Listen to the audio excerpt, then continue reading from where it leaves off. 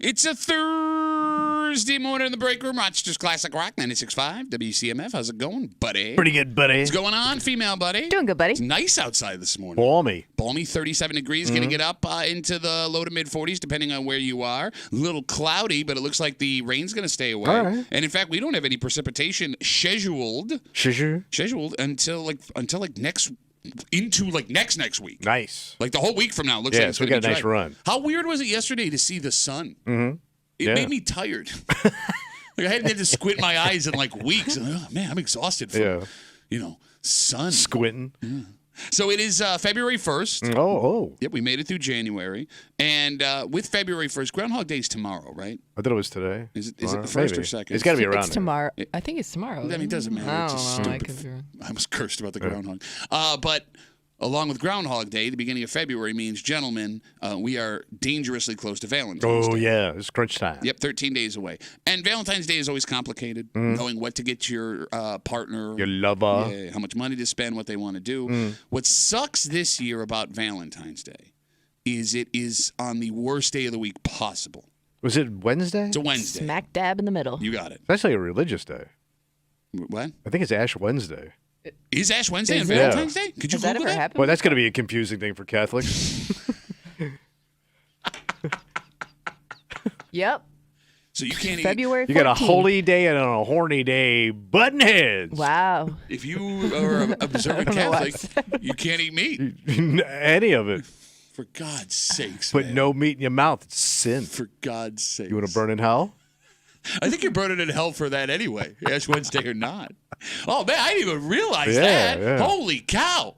All right, so does that mean there'll be people with ashes out having dinner on Wednesday night? Sure, On their forehead? You know, I haven't seen someone with forehead ashes in forever. No, me either. Yeah, that used to be a big thing, especially in this town. Yeah, like when I was a kid in Gates, everybody had them. I had to do it as a kid. Yeah. My dad would take us to go get him. He would have his, but it was you can't wash them off. They come off on their own. So he would like be in the shower with like his head above like the faucet. And how else are they supposed to come on? Yeah, You have to I know. actively wash them. So anyway, All right. with Valentine's Day being on a Wednesday this year, it throws a major wrench into the easiest thing to do for the holiday. Yeah. Go out to dinner. Right? Because, if you work, maybe throw kids in there too.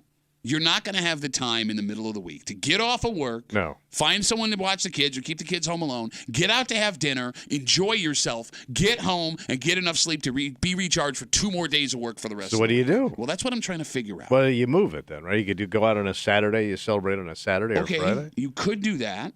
So the situation I'm in, like, again, we can't do a Wednesday night dinner. My wife doesn't get home from work till like 7 o'clock. Right. And we got to be up at 2:30 in the morning, so that's not going to work. So I'm like, all right, we'll just do the Saturday after. My daughter has a hockey tournament that weekend in Erie, Pennsylvania, and my wife has to stay behind for a work thing. So it'll just be, she won't be with me. Go the week before. She's got 2 hockey games that weekend. One of them goes to like 9 o'clock at night. Well, I'm guessing this isn't an uncommon problem for parents of kids in activities, especially sports. All right, here's what I'm asking. Kimmy, I'm going to ask you because you're the lady of the room. All right. And the phone number is 252-WCMF. Based on purely scheduling, Yeah. am I allowed to skip Valentine's Day this year? totally. Well, I mean, look, I can do the flowers thing, but I I was don't going to say, like, maybe, I think you have to do a little something on the actual day.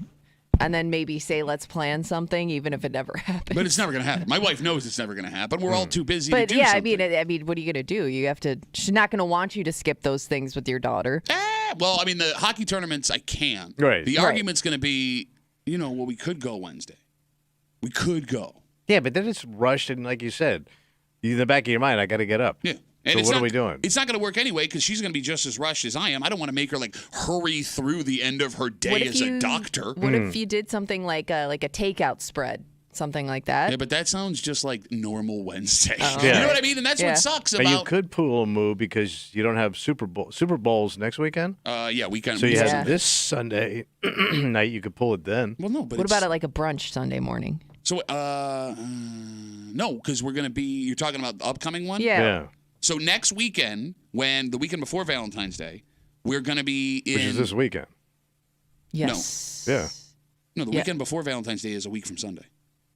It's the first. Oh, okay. Stay All with right, me. all right. And then another 7 days. Right. And then another 7 days. Gotcha. We're going to be in Buffalo, and then we have to go do a hockey thing there. So, like, it's impossible. Yeah, you can't get it done, man. So I could look at my wife and go, listen, I love you. Because, Kimmy, you bring up the flowers and things. I was going to have to do that on top of dinner. Like, that's what I normally do. Right. So you're telling me then, I could look at my wife when I get home tonight, in the 15 minutes I'm going to see her between she getting home from work and me taking my kid to hockey practice, and go, listen, honey, the schedule, you know as well as I do, just isn't going to work. Yeah. We can't go out for Valentine's Day this year. Right. And everything will be fine. Well, you're going to have to compensate somehow, which I would say gift.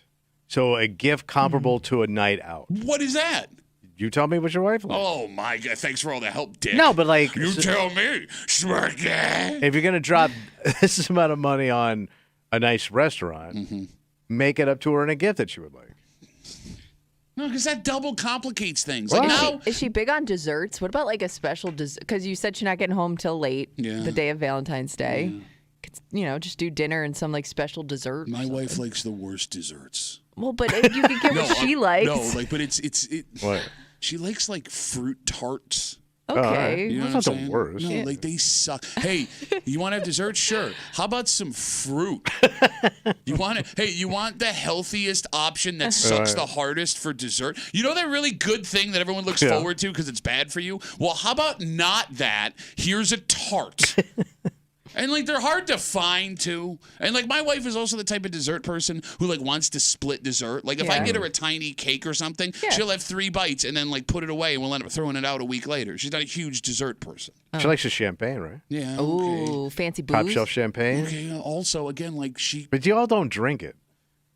Yeah, we just look at it. No, remember when I got you that bottle of champagne and goes, you have it yet? It was like a year later. You haven't touched it. You in your mind, you're saving it for a special occasion, That in and my then it house. just never happens. My house, that thing's gone, We baby. were saving it to drink it with you, and we kept having to figure out a way to get you over, you dick. Do you still have that bottle of champagne? We might have that bottle of Oh, champagne. my God. It's 4 years ago. Well, yeah, but it's still, good. you're supposed to wait. It makes No, it better. they waited and put it in the bottle. Yeah, but now then you drink it. But then they keep waiting, so it's fine. I don't know how champagne. I don't even drink champagne. That's the other problem. Well, yeah, Let's say okay. I get a nice bottle of champagne. She's gonna want to. She's gonna want me to have champagne with her, and I'm not a Yeah, champagne guy. I can't touch that stuff. Well, it's like, hey, it's like apple juice that hurts.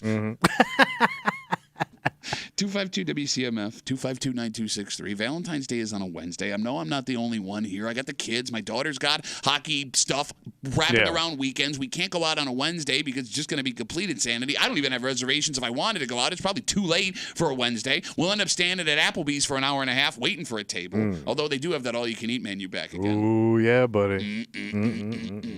Like I know the logical answer here. What's that? Is to just pass on going out for Valentine's Day. And I also know that if my wife is using a logical thought process, like in the moment, she's going to go, yeah, no, you're right. That's the right thing to do. My fear is 5, 10, 15 days later. Yeah. Well, we didn't even go out for Valentine's. I know. Because you can't predict that, man. No, you can't. Right? Because like, maybe she's fine. Maybe she's cool. Maybe it's like, yeah, this is the reasonable thing. We've been married for this long. Everything's okay. You know, we're going out more. The kids are getting older. They can stay home by themselves. But then there's going to be that, like, you know, we're in bed and everything's quiet and I'm on my phone. Too quiet. And then all of a sudden she's like, well, you know, we didn't even go out for Valentine's Day. Well, what if you put something on the schedule in a few weeks, like made reservations somewhere?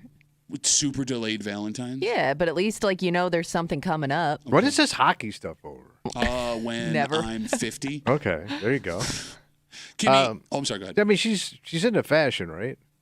I'm going to go buy her clothes. Well, maybe something, yeah, that she may like. Look at me. What? I'm going to buy my wife clothes. Yeah.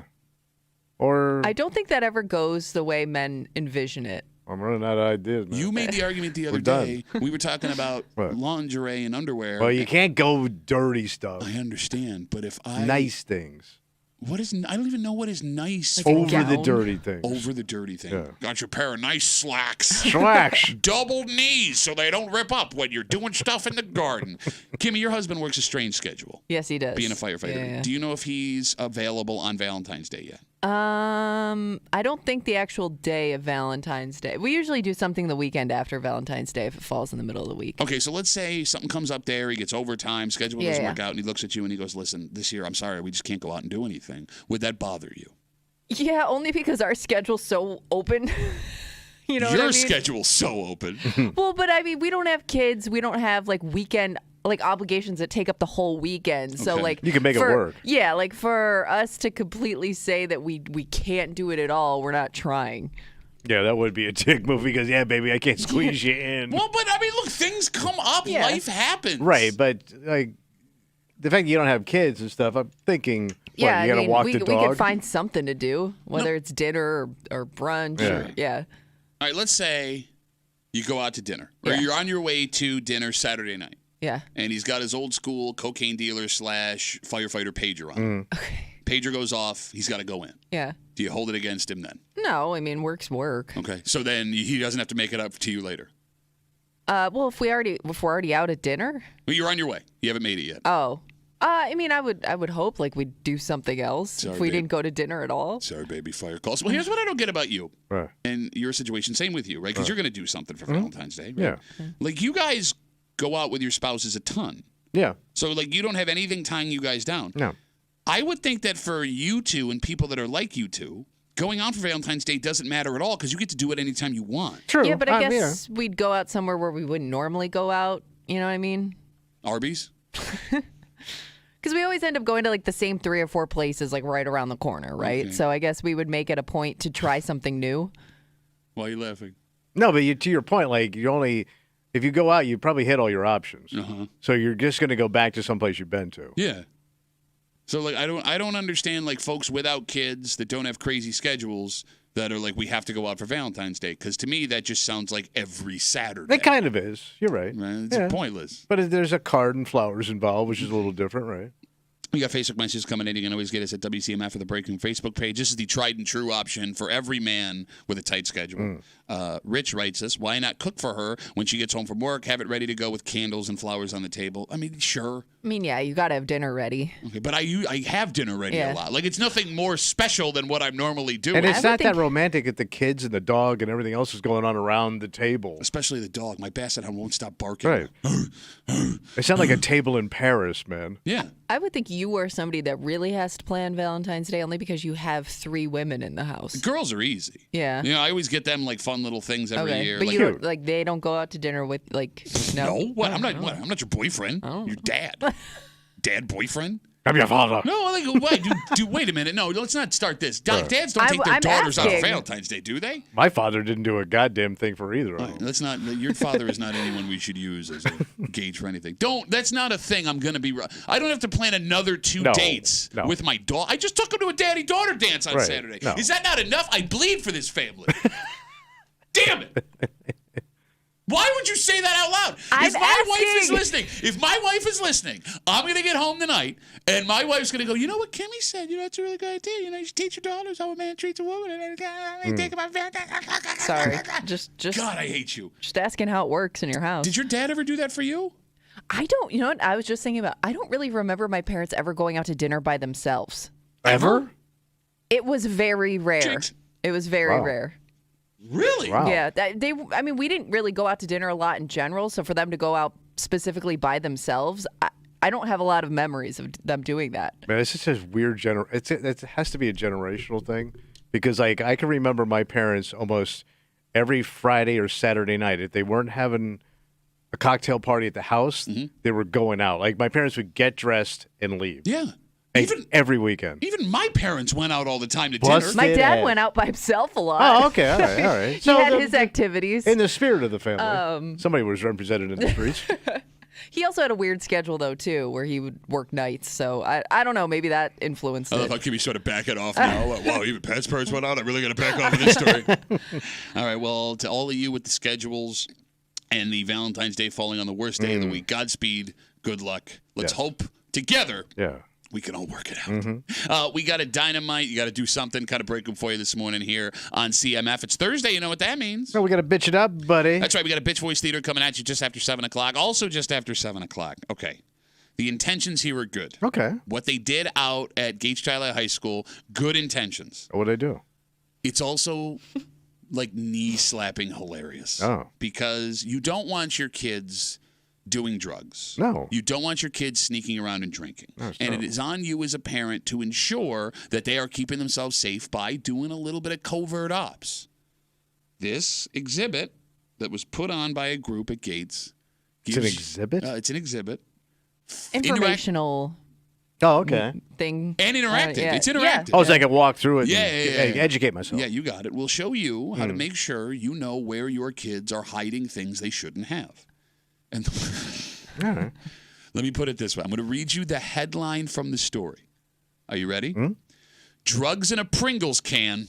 Gates Chili holds interactive exhibit. Okay. That's what we're waiting for at 7 o'clock this morning here in the break room on CMF. Plus a whole bunch more. But first, Tommy. Yeah. You know, as we're talking about going out, there's like the romantic kind of going out. You know, candles and sit down and escargot and stuff like that. Snails. And then there's the fun kind of going out. What's that? Well, Democrat and Chronicle, I guess in preparation for the Super Bowl next weekend, decided to run a story about chicken wings. Oh, wow. Really going out on a limb there. Newspaper. More specifically, where the best chicken wings in Rochester are. The age-old debate. But here's the thing. Chicken wings, specifically as a food, you can't have this debate because when it comes to subjective foods, chicken wings might be a number one. Oh. And we'll get into it next in the break room on 96.5 WCMF.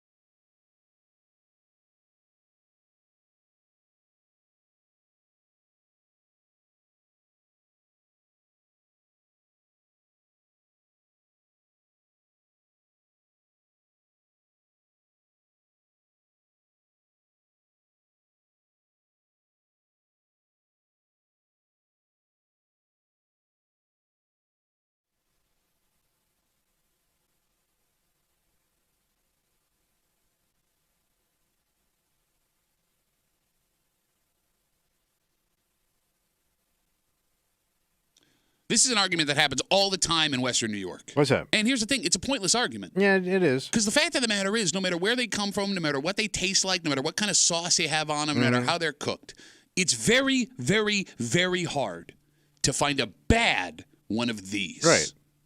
True. But, okay. I prepare this forgetting who I sit across from because you're going to offer nothing to this conversation. Well, because I think it's one of those foods that's you overthink it. No. It's about as base as it gets. No.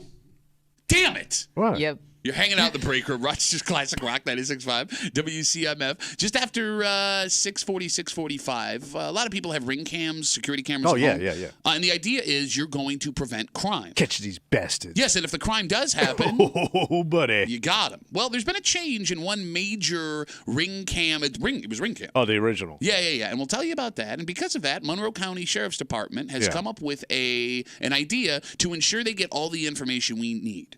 Oh. And we'll get into the whole story just after 6:45 here in the break room on CMF. So there's a story in the Democrat and Chronicle today. The headline, who has the best chicken wings in Rochester? The yearly debate. That's right. And we would assume with a little more than a week to the Super Bowl, that's why they're doing this. Fine. So this is an argument that we could have for all 4 hours of the show. And we could just take call after call, and we would get nowhere. Of course. Because the fact of the matter is, chicken wings might be the most subjective food that exists on the planet. Yeah, it's a personal thing. You and the wing. You got it. Like, for example, a good burger is a good burger. Most people agree where you find a good hamburger. Same with Italian food. Same with Mexican food. Good is good. Bad is bad. Yeah. Everybody is pretty much on the same page. With wings, that is never the case because there are so many variables. It's the sauces. Well, Kimmy. Well, not according to Pat, though.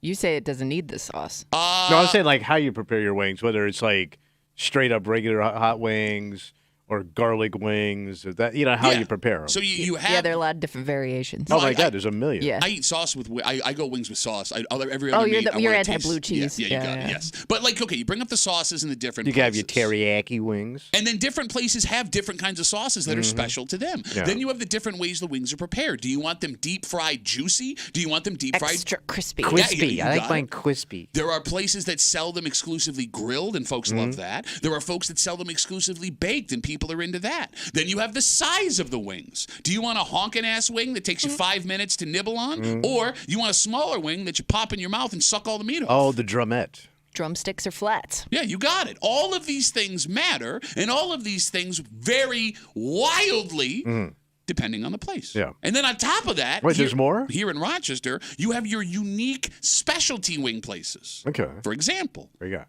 Country Sweet doesn't taste like any other wing place in the world. Yeah. Stands on its own. Same with Sales Birdland. Yeah. Right?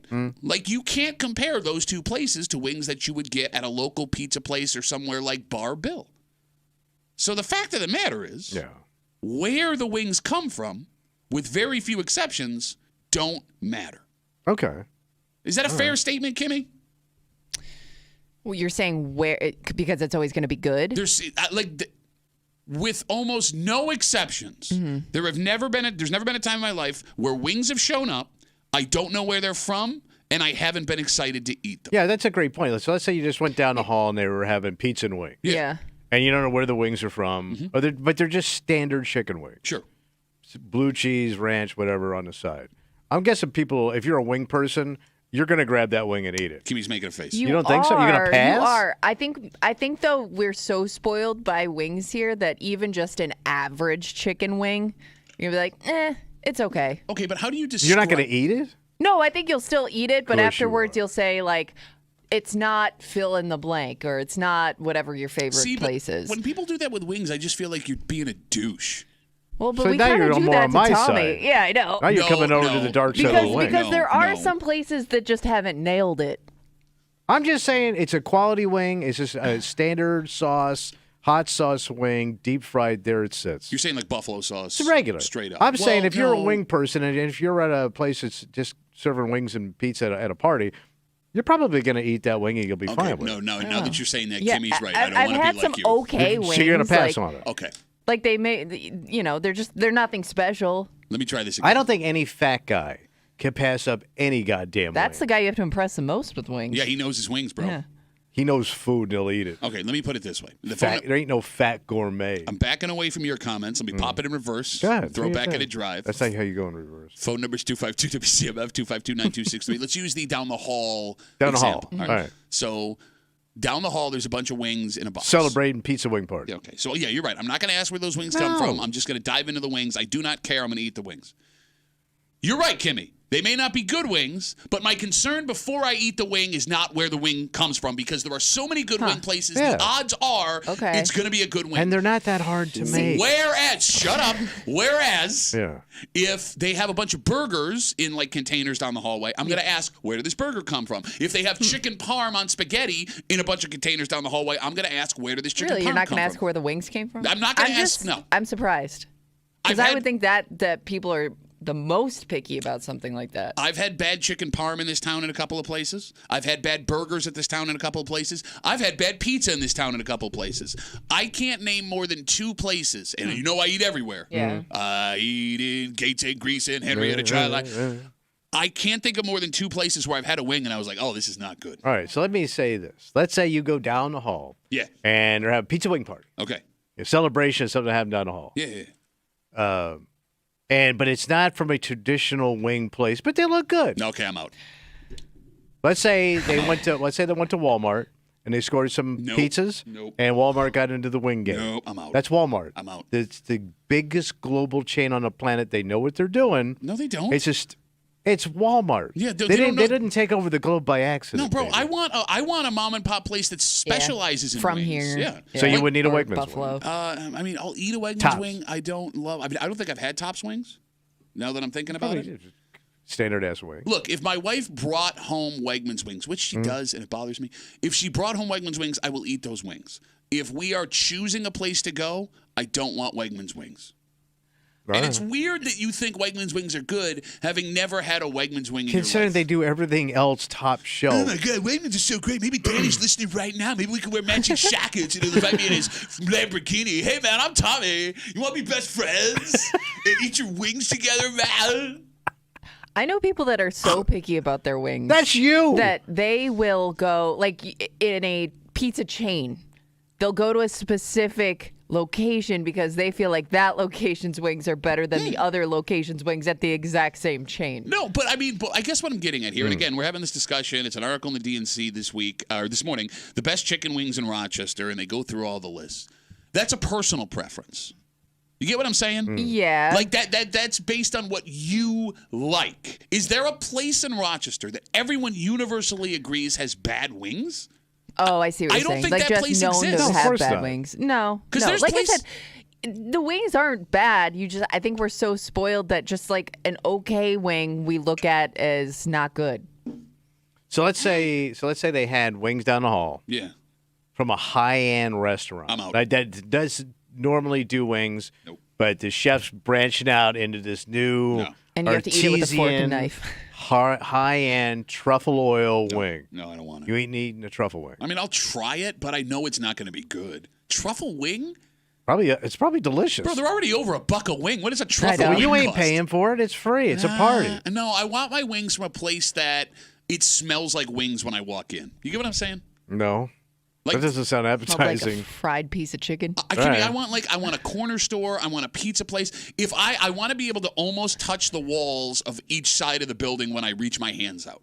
That's a good wing place. So you want a grimy ass wing joint? Well, bro, That's exactly what you're describing. But it's a piece of meat on the chicken they threw away until 50 years Right, ago. and then we're having an argument of who does it best. Yes, but it's such a base food. Oh, shut up. Lobster's one of the most expensive things you can buy, and 200 years ago, they served it to prisoners. This happens with food all They the did? time.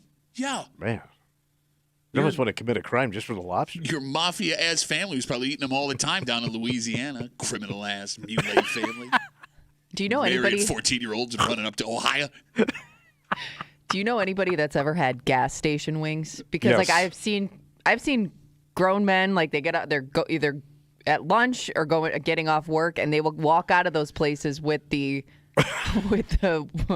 gas station wings. So I had to run in to grab a soda. This just happened 2 days ago. Into the 7-Eleven. It was 3 o'clock in the morning.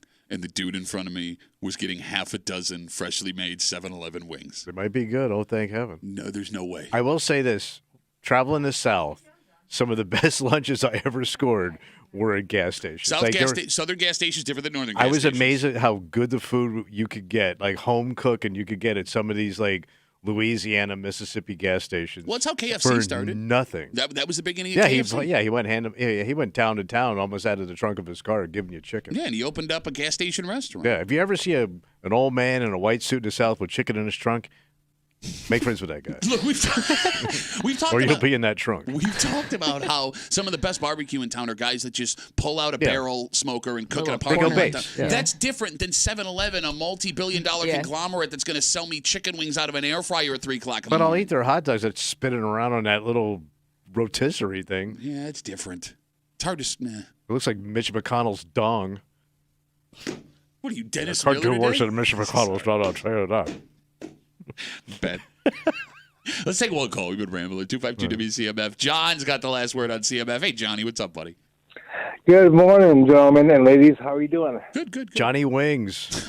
Well, the conference on my wings is, you know what? I bought an air fryer, and I love it. So the only wings I really indulge in are dinosaur barbecues because they're smoked and they're great. Okay, it is a unique tasting wing. You can't do that at home. Smoked barbecue Well, you wing? could if you have an egg. Yeah, you've ever had the dinosaur wings? Yes, I have. They're They're very awesome. good. They're awesome. Even like without sauce, just plain, they're awesome. Plain out. So that's my take on those. Okay, but John, Anyways, here's my problem with you. And you seem like a nice guy, John. I don't want you to take this personally. I'm not. Let's say I go to a Super Bowl party next weekend, and my buddy goes, yeah, we'll have wings. And I walk in and he's making them himself. I'm pissed. Oh. Your wings, there's no way your wings are as good as any wing in the greater Rochester area coming from a store. I understand that, and you know what? I'll take that. You know, you have to at least try them. I'm not gonna. But Not gonna try them. Dino has best wings overall. Okay. All right. John, we'll race you down for Dinosaur Barbecue. Thanks for the call, buddy. Have a good rest of the day. If you have a Super Bowl party and you promise pizza and wings and you are home making those pizza and in your wings, air fryer, you should be banned from hosting any Super Bowl party for the rest of your life. Buy the food. Yes. Buy the food. Let's take a break. All right. Security cameras give people a sense of safety. And I mean, they should, right? You can keep an eye on your house at all times. Yeah. There's also this idea that if the worst case scenario were to happen, you were the victim of a crime, that the footage from those would be able to catch that son of a bitch. Nail these bastards. Well, maybe that's not the case. Whatever. Well, first of all, Ring, one of the largest camera producers in America, have changed a policy that has police departments worried, so much so that a sheriff's department locally has now jumped into action to ensure they can still have access to videos that people have. But even if the police department gets access to these videos, what you think is going to happen may not actually be happening. Oh, really? And a very smart college says they have numbers to back this up. It's my college. We'll get into all of it next in the break room on 96.5 WCMF.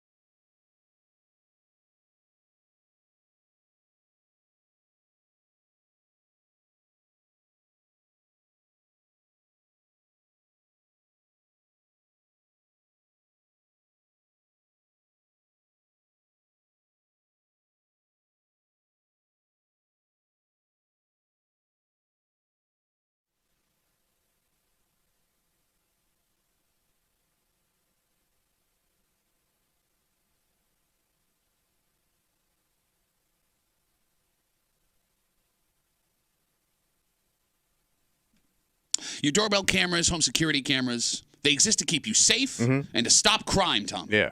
But turns out that may not be happening as much as we thought. And now, if you have one certain type of camera at your house, the only way that you can help law enforcement, if you want to, is to do what we're about to share with you. The good news, however, based on one segment we do every week, Kimmy, it doesn't seem like there will be any problems getting people to give up the footage, please. You're going to get more than you want. You're hanging out in the break room, Rochester's Classic Rock, 96.5, WCMF, just after 7 o'clock. It's Thursday. You know what that means. We're going to bitch it up, buddy. That's right. Bitch Voice Theater coming at you. And their heart was in the right place. Okay. What happened at Gates Shyline Middle School earlier this week. Because you don't want your kids getting involved in drugs and alcohol and things like that. Terrible. However, we like to think with every new generation, we're not going to be as paranoid and as lame as our parents. And this story might prove we failed. You're lame-os. And we'll get to it just after 7 o'clock here in the break room on CMF. Tommy? Yeah. Did you know What's up? that Ring Doorbell, which is owned by Amazon, has decided to stop sharing their camera footage with law enforcement? And why is that? Well, there's a reason. It turns out before, if police wanted video from Ring cameras, they thought they needed to solve a crime or get a suspect image.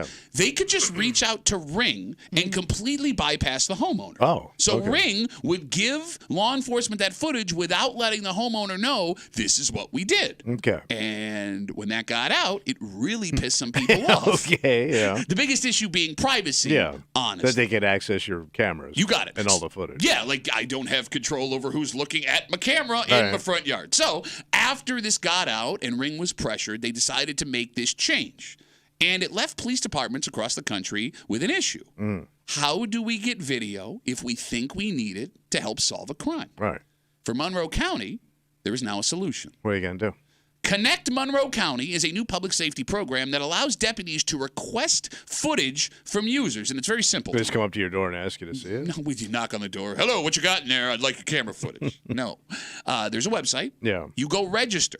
You enter where you live. And if there is a crime or an incident in your area where the sheriff department thinks they need footage from you, they can request it. So you're giving them basically permission. So there's two ways to do it. And there's a difference with this between Ring. Like you said, they have to ask you. They can't just go get it. Yeah. If you register, the sheriffs don't have automatic access to your camera. Now, there is an option for that if you want to do it, but you don't have to do it. And if they ask for you, if they ask for the footage and you don't want to give it to them, you can say no. Okay. Signing up doesn't mean you have to do anything. It just gives them a chance to ask you for it. Would either of you have a problem signing up for this program? No, not really. Kimmy, thoughts? No. Okay. I mean, yeah, especially if I'm guessing if there's something going on in your neighborhood, you would want to do everything you can to solve that issue anyways. Okay, but I guess it depends on who the person doing it is. Because if it's one of your neighbors that you get along with and you don't want that guy to get in trouble. That's a good point. If it's one of your kids accused of a crime and it's on your Ring camera, Yeah, I guess somebody else in the neighborhood's going to give it up. If they have it. Yeah. Yeah, I guess if I have kids, I may not. To your point, I didn't think about that. I mean, think about this. Like, look, there are people that may commit minor infractions pulling into their driveway. Well, I was just thinking about that incident where the guy who crashed a car drunk into his own yard. Yeah. And he was trying to blame his wife. Well, that's not a minor infraction, but yes, exactly. You know what I'm saying? Like that. Yeah. I mean, with the policy before, the police could have went and got that camera off his own camera, and he, without permission, would have supplied the footage that would have proven he was guilty. Exactly, right? Yeah. You're right, but I think most people don't think it's going to be them. They don't think they're the problem. So they're going to sign up for this thinking, yeah, I'll tell my neighbors. I agree with you 100%. So could I have already like, you know, on your phone it goes, hey, do you allow this certain site to have access to your photos or your location? Yes. I always just click, yeah. Yeah. So am I giving all that stuff away anyway? I would assume if you have a Ring camera, that was probably somewhere in your terms of service. You just let that go. Yeah, without reading it. Yeah. Who's reading that? Not you, not me. I don't know about Kim. Nobody. Lawyers don't even read that crap. So to both of your points, agreeing to, be a part of this program, and again, it's a fair ask. Yeah. If there's one thing we've learned from Tuesdays at 9 o'clock, doing Where They Wine in here in the break room, folks love being all up in everyone else's business. Love We're to nosy. share. We're all goddamn nosy. We're Badinskis. And we love to play cop. Yeah. Like, Tommy, you'd have to think the majority of people are going to happily sign up for this program the Monroe County Sheriff's Department have offered and almost hope the cops need that footage for an Little investigation. Yeah. Right? Like, Tommy, let me ask you a question. If you knew your Ring camera footage was going to be used to identify a perpetrator, would you watch the news to see your Ring camera on TV? Yeah. You're not on TV, though. No, but my Ring cam is. But your house isn't even on it. That's 'cause not driveways. yeah, exactly. It's just they wouldn't identify you in any way. I know, but it's my camera, man. Okay. You know how I get about television. It's amazing what people will share without being asked because they just think it's important. Like the other day, I was scrolling through the app, and literally the headline of this person's video said, "Suspicious cat in neighborhood." Suspicious cat. And it was just this cat walking slowly by their Ring cam. What is the difference between a cat and a suspicious cat? Suspicious cat would probably have on a top hat and a saxophone walking down the street. No, But, see, that like- sounds like a classy cat. It's flooded with that kind of stuff. Suspicious cat. So, the most interesting part about this whole discussion about these cameras at home, again, a Ring camera owned by Amazon will no longer supply video to police officers that request it. Before, a couple of months ago, if a police department wanted that Ring camera, they didn't have to ask you, the owner of the Ring camera. They would just surrender it to the cops. So, in an effort to make sure they still get that footage, Monroe County Sheriff's Department have started this new public safety program called Connect Monroe County, which allows you to give permission to the Monroe County Sheriff's Department to get video, or you could supply it to them if they asked. So, it turns out, despite having this entire discussion about safety and catching criminals, that doorbell cameras and home security cameras don't work as well as people think they do. Oh. So MIT, ever heard of it? Yeah, it's one of your top junior colleges. They did a study a little while ago, and they discovered that doorbell cameras have, and I quote, little to no impact on stopping crime. No, wait a minute. We experienced that here. Well, put a pin in that. We'll get to it. Because usually when a crime happens, you're at the salon getting your hair done. And then you go, "Hey, I've called the cops. You better get out of my Cut it out. house." Those commercials are And then the handsome And young they man throw in the a hoodie package and leaves. run. Yeah. Sorry. like if you're running, like those commercials are great because you're right, Kimmy. They drop the package and they take off. But they find the most puss-looking bandits, man. the Puss Yeah, Bandits. they do. And their That whole would face be a is exposed. great name for a dad cover band. Puss Bandits. We're the Puss Bandits. Thank you. No, but like if I'm already on the Ring camera Yeah. and you've caught me trying to steal your package, I've already committed a crime. Right. Yeah. Why am I dropping the package? Yeah, might as well take it. I'm taking the package, which, by the way, we see over and over again on actual footage of cameras. People go, "Hey, drop that," and they look at the camera and they just walk off with this stuff. So here's what's really interesting about this study at MIT. What's that? So despite the fact that they found that doorbell cameras and home security cameras have little to no impact on stopping crime, the study did show that things like closed-circuit television, where someone is constantly watching, Well, that's like something at the mall. yes, does have an impact on stopping But who crime. has that in their house? Some cities have that. Nobody has it at their house. Right. So it's like a street camera almost. You got it. Yeah. Yes, like things like that. Constant surveillance. Because somebody is watching, you can then stop that person from committing the crime or stop them before they leave wherever But they even are. those don't always work, right? Because sometimes you'll say, we have this footage of this grainy guy going down the street, but we haven't been able to find him yet. We did a story at this time exactly yesterday that is describing what you're talking about. Grainy guy. Yeah, well, it was or gal. Well, no, we gals don't. be grainy too. We don't know in this specific sure. story. Yeah. So yesterday at this time, we told you about someone who was accused of a burglary Sunday in the city of Rochester, and they have a full picture of this person, knee all the way up. They're not wearing a mask over their face. They're looking directly into the camera.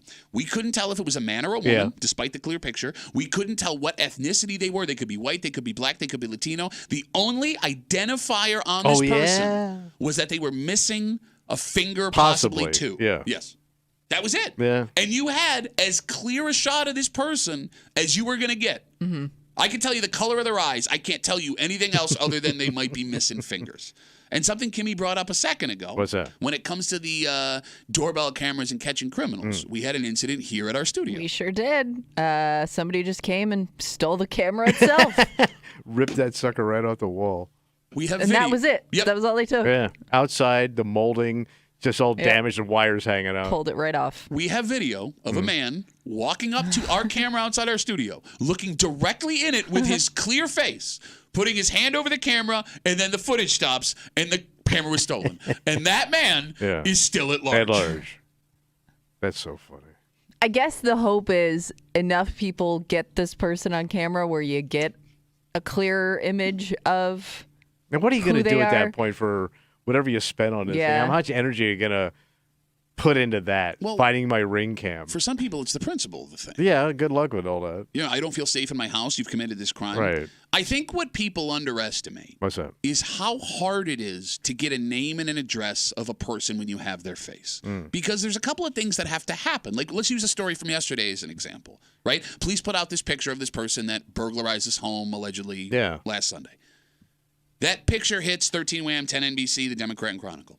Someone who knows them would have to come forward. Yep. So that means they would want them to be arrested. And even if you didn't care either way, you would have to be motivated enough to make that phone call. On a petty crime. You got it. Then that person who identified that human being would have to know where they live. And if they didn't, you would have to hope that the address on their driver's license lines up with where they are still living, which, let's be real, throughout our lives, that doesn't always happen. And then even if that happens, you have to hope that person is home when you go try and collect them. And if they're not, you have to hope that someone in that neighborhood didn't tell them, hey, the police were knocking on your door earlier. Like, all of those things have to line up. Yes. And rarely does it. No, you'd have to be such buttoned-up scum. Button scum? Button scum. I mean, look, here's the thing. I don't fault people for having these cameras. We have them at our house. It makes you feel better as a homeowner. And it's nice that you can check in whenever you want to see when your kids are coming and going, making sure packages are getting in out there on time. Yeah. But that's all they're really good for, it feels like. Probably. Because the It's data... a false sense of security. Yes, exactly. The data in several studies show that when it comes to arresting perps, they don't work. Yeah. So maybe this move by Ring, refusing now to turn over this footage to police departments, isn't all that big a deal. No. But at least you'll have footage of your stuff leaving your house. You'll always have that. And you'll get to be the most popular person in the neighborhood app for a week. Did you see the crime that happened at John's house? Oh, my God. All right, let's take a break. It's Thursday. You know what that means? Let's start bitching it out, buddy. That's right. We got a Bitch Voice Theater coming at you in just a second. And their hearts are in the right place. Oh, good. There was an event that went down at Gage Child Middle School earlier this week. And thank you to one of our listeners, by the way, for pointing out it was the middle school, because I don't want to sound like an idiot. You don't want your kids doing drugs. No. You don't want your kids drinking alcohol. God, no. Right? But You want to be armed with information as a parent. you got it. And look, this thing was going to give you the information. However, we like to think that we will handle things differently than our parents. That we won't God, I hope. that we won't overreact in ways that were embarrassing 20, 30, 40, 50 years ago. And this story might show that we failed. And we'll get to it next to the break room on 96.5 WCMF.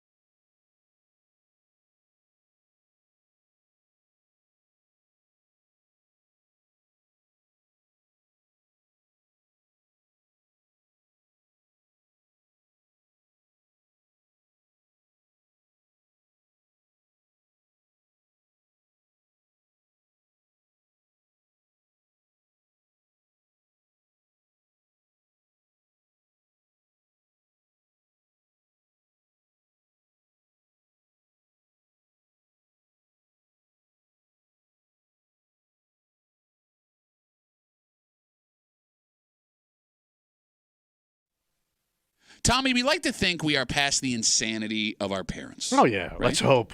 That adults today are more laid back, understanding, less likely to overreact to our kids. But based on this story, we might be wrong. Oh. And here's the thing, Tommy. We're going to laugh at this, but these folks are here to help. And it's hard to know if they're the ones that are right. Yeah. And folks like us are the ones putting kids in danger. You're hanging out in the break room. Rochester's Classic Rock 96.5. WCMF. We'll get to that in just a second, but it is Thursday. Yeah. When you want to hurt someone in this room, you can't call them short. Yeah, what do you do? Or stupid. Or say that they're dressed for an African safari to shoot a rhinoceros in the face. I would never hurt an animal. No, you look like you. If I gave you, like, what do they call that? A pith hat? A pith helmet. Pith helmet, yeah. Pith helmet. Like, you look like you'd be going with the Vanderbilts to Africa. We're going to come back with a trophy elephants. You got to really hurt him. Oh, I'm Pat Duffy. I want to look like the head coach of a flag football team because I'm just a flag football playing little bitch.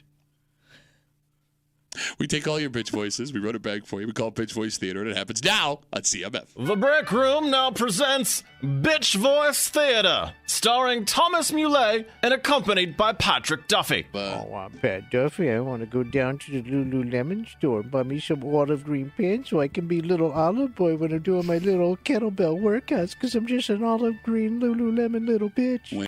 I mean, I've been running my business now for about 15 years, but before that... Where are they from? They're Lululemon pants. Oh, all right. So they got into the pants game. Tell me to tell a story what a big old badass I am, but I don't want about 3 ounces of marijuana from a guy in the street because I want to go to jail because I'm a pop-fine little bitch. But I'm not a regular pot smoker. Bad Duffy, I put on my best olive green pants today, and Tommy's making me all squirmy and uncomfortable because he said sexual crevice because I'm just a squirming little Lululemon wearing little bitch. Again, they were on super sale. That's why they're olive. No, you don't. We rented an Airbnb in a neighborhood right next to the stadium. Ooh. Stadium rental. And I'm all. Oh, my name's Tommy, and I talk about how great Wegmans is all the time, and I got my friends there, and I'd be the greatest Wegmans employee of all time, and if I had the opportunity to do it, I wouldn't do it because I can't work because I'm a one-out-working ass little bitch. Back then, 4 years ago, it was $14,000. Oh, I'm Pat Duffy. I look like I run an illegal dispensary instead of truck stop because I'm just a dispensary illegal running truck stop little bitch. And that concludes another rendition of Bitch Voice Theater. Earlier this week, Yeah. parents were invited out to Gage Chili Middle School Wow. in an effort to prevent their kids from using drugs. And this wasn't some, like, sit down in an auditorium and listen to someone talk. Yeah. It was a hands-on exhibit called Hidden in Plain Sight. Oh, wow. A group called the Council of Alcoholism and Addiction of the Finger Lakes. They sound like a fun Wow. group. They set the whole thing up. Yeah. Are you ready for this? Yeah. Okay. So they put together a mock kids' bedroom in a science classroom at the school. Yeah. There's a bed, there's a desk, there's shelving, and there's a bunch of seemingly normal things a kid would have. Oh, okay. Yeah. Right? Like, Innocent. yeah, you got it. Like backpacks and hats and things like that. Tommy, it looks normal, Yeah. but none of it was normal. Oh. Because a lot of it was hiding drugs. What? Parents were given a clipboard, and they were asked to identify as many red flags as possible about this kid's room involving addiction. The group told NBC that most parents found around 15 red flags, but in this exhibit, there were 56. Damn, you missed. Because this imaginary kid loves drugs and alcohol. Yeah, how much drugs does this kid Yeah, have? what do they mean by red flags? Like places where pot could be hiding? Well, let me put it, maybe the title of the headline of the story will give you an example. Okay, the headline of the story, I'm not making this up. Are you ready? Quote, drugs in a Pringles can. Gates Chili holds interactive drug exhibit. Drugs in a Pringles can. Which I think you could make the argument Pringles are so good and addictive. Yes. They're already drugs in a Pringles can. Do you guys wonder who these events are for? You know who? I don't know. You know, I have no numbers to back this up. But it seems to me like it's for parents of kids who are definitely not into drugs. I'm with you 100%. All 100%. Yeah, you had to be for extremely naive, I guess. Okay, so let me put it this way. Right. And the phone number is 252-WCMF, 252-9263. Tommy, would you agree that most adults went through a period as a teenager where you tried some stuff? Oh, yeah. You had Every kid my age boys had you a skanky shoebox. You had the nasty shoebox. You know what I'm talking about. Not just weed, but you drank everything. a little bit, right? And look, it's not good. It's not a great thing. Yeah. But you can also make the argument it is part of growing up. Yeah, it's a rite of passage for boys. And here's the thing. This is where we're going to disagree because you always take it too far, and I don't want to sound like we're on the same thing because I am not arguing that you should turn a blind eye and let kids do it. No, I agree. I don't have words. I have stuff. But most of us have experience, and we know if you walk in your kid's room and there's been a Pringles can there for 4 weeks, you look in the Pringles can. Yeah, you eat. The Pringles are done. Yeah, like, look, there are some tells with your kid if you are paying attention. Like, these events run for parents that Kimmy, not only do their kids, they're not the ones doing drugs, I also feel like these are the parents that never did anything wrong when they were kids. 100%. Like, they would have to be Because they're the ones that are, it seem like they're so new to this. Yeah. You know what I mean? Yeah, right? Like, and you can't really believe that your kid is hiding 56 different stashes of drugs around their room. Yeah. Do they have a cartel? And by the way, when you start going down that rabbit hole, going through your kid's room, you never know what you're going to find. Yeah, that's a great point. Like, you're looking for one thing, but you may find other things that you may not be prepared for. Okay, let's put a pin in that because I do want to loop around back to it. But the other part of this. What's that? Look, I'm not naive enough, and I know you aren't either, to believe that there aren't new things kids are doing. Oh, sure. And new ways to hide, yeah.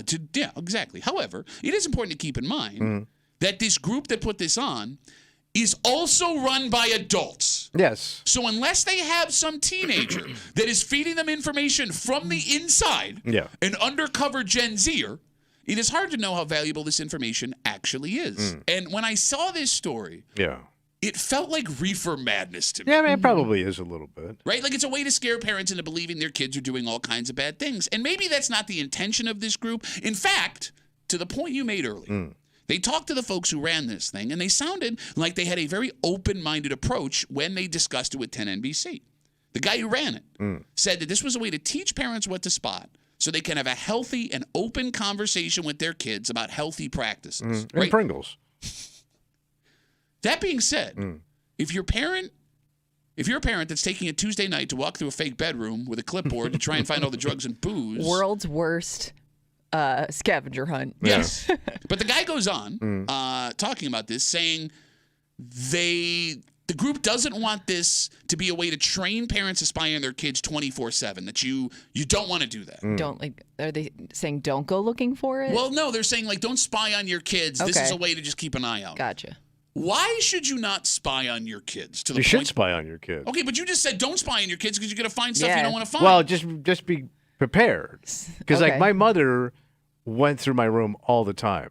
Like, she was a complete snoop and would find things and then bust you on them. Well, when you, like, she would, like, not say anything and then all of a sudden would be laying out on the coffee table. But your mother, she was doing the right thing there. You did shrooms in summer school. How old were you? That was right after military school. 14. 14. Yeah. Your mother should have lived in your room. Right? Like, I look at someone well, like a lot you. of Southern mothers do, but not for that reason. I look at a guy like you, and you're like, oh, I can't believe she went to my stuff. Wow, look at you. You were failing school. Yeah. You were drunk. You were doing drugs. Right. You were a ne'er-do-well. You So, had a run in your mouth. So she found, porn. I had a couple of Polaroids one time. I was a girlfriend, for God's sakes, when I was in school. Okay, well, I don't know what you're doing with the Polaroid camera. Polaroid. Check out Madonna. Well, we didn't have a cell phone. The nudes of Tommy's generation. Yeah. So, like, she would bust you on it. And okay. But to your point, though, it never stopped anything. Yeah. Well, no, but I mean, It just made me, like, Better at hiding it. yeah. Or not bring it home. All right, so the phone number is 252-WCMF, 252-9263. As a parent or someone that was a child of parents, does the spying on your kids work? Should you be going through their rooms? Should you be going through their phones? Should you be tracking them on GPS? Because all that technology exists. Yeah. Right? Like, I have the ability to turn on my daughter's GPS on their phones, and I could watch exactly where they are at all times. Yeah. Which, if my parents had that when I was a kid, would have kept me out of a ton of trouble and dangerous situations. I mean, you're on the hook for your kid. So you might as well spy on them. But wait a minute. Because you're on the hook. But you just said that it didn't do anything to stop you from doing stuff. No, but like you may catch something bad. Pull them back from the brink. Okay. But now you sound like Reefer Madness. Well, I mean, listen, man. Are you going to light your kid up for having a little weed in the bedroom? Oh, yeah. Or having some dirty pictures? Yes. Well, Okay, but is that the hill you're going to die on? Yes, it's your kid. No, but like something that could seriously. Okay, if what I'm talking about is serious stuff. Okay. That could really change their lives Okay. forever. I get what you're That's saying. the stuff I'm going to want to find out. Okay, but Tipper Gore said that marijuana is a gateway drug, and how do I know that with that marijuana, my kid's not going to end up doing heroin tomorrow? Well, that'd be pretty good. Marijuana gets you all the way to heroin. Okay, it's funny. Here's what's interesting about a guy like you. And again, we're talking about this event. It happened at Gates Child High Middle School earlier this week. It was called... I'm sorry, I just have the headline. Long story short, they set up a fake bedroom in a science classroom, bed, dresser, teenage bedroom. And they walked parents through and asked them to look for the red flags. Yeah. Parents found 15 addiction red flags, drugs and alcohol, things that were being hidden. Turns out there were 56 in the room. And it was essentially a way to be like, look, this is what your kid is doing to hide stuff, and this is what you should be aware of, which is kind of funny because, like, we're turning into our parents. Yeah. Right? This is Reefer Madness. Kim, you were going to say. Are there parents that would be upset in this situation because their kid wasn't hiding it good enough? I would be disappointed in my kid. Because I think that there would be a parent where, like, as a parent, maybe you know that, like, they've tried it or certain things, like, maybe you're willing to look past. But if it's this open or, like, this easy to find, like, don't do it in front of me. Give me the respect of hiding it better. You make a great point. There are two kinds of parents when it comes to this stuff. Yeah. There are parents that find it and freak out because they don't want their kid doing it. And there are parents that find it and say, look, as long as you're safe, you need to hide it from other people. I don't want you getting caught and getting in trouble and arrested because then I'm on the hook. Yeah. But then, Tommy, going back to the point you made before about hardcore stuff versus not so hardcore stuff. I need my kid to know that none of that stuff is tolerated in my house. I understand that. But there's degrees of tolerance. So let's say I were to go through my oldest daughter's room in a couple of years, and I find a dime bag of pot. Yeah. What should I do? I would just pretend I didn't see it. Wait, what? You would leave it? Yes. So you say I understand that, and then you let her keep the marijuana? I wouldn't even address it because to me that's a fight I don't need to have. Because like, okay, she's smoking a little pot, she's having a little fun. That's natural kid stuff. Oh my God. And by the way, I would rather have my kid smoking pot than guzzling alcohol. Well, okay, so but- I would take. How do you know they're not doing both? Thank you. Okay, but I could only light you up for what I find. You only have one piece of evidence. And if I find my kids doing some herb, I'm fine with that. Doing some herb. You're doing the herb. I'm fine with that. As long as it's not out of control, you're mellowing out, you're under a lot of stress. I don't see what's the difference between that and putting my kid on meds to take them down because they're bouncing off the walls because I got to test them. Oh, my God. Did you hear what you just said? I stand behind that statement. You're pinballing everywhere, man, because a second ago, yeah, you got to keep an eye on your kids. Yeah, you got to go through stuff. If I find pot, I'm not saying anything. And I'm going to leave it there? Yeah. Yeah, I am. Am I crazy or is he crazy? Well, listen, man, you deal with kids. I don't. So, like, I got a grandkid, right? Yeah. And if I find that the grandkid, he's got a little herb on him, I ain't saying. Wait a minute.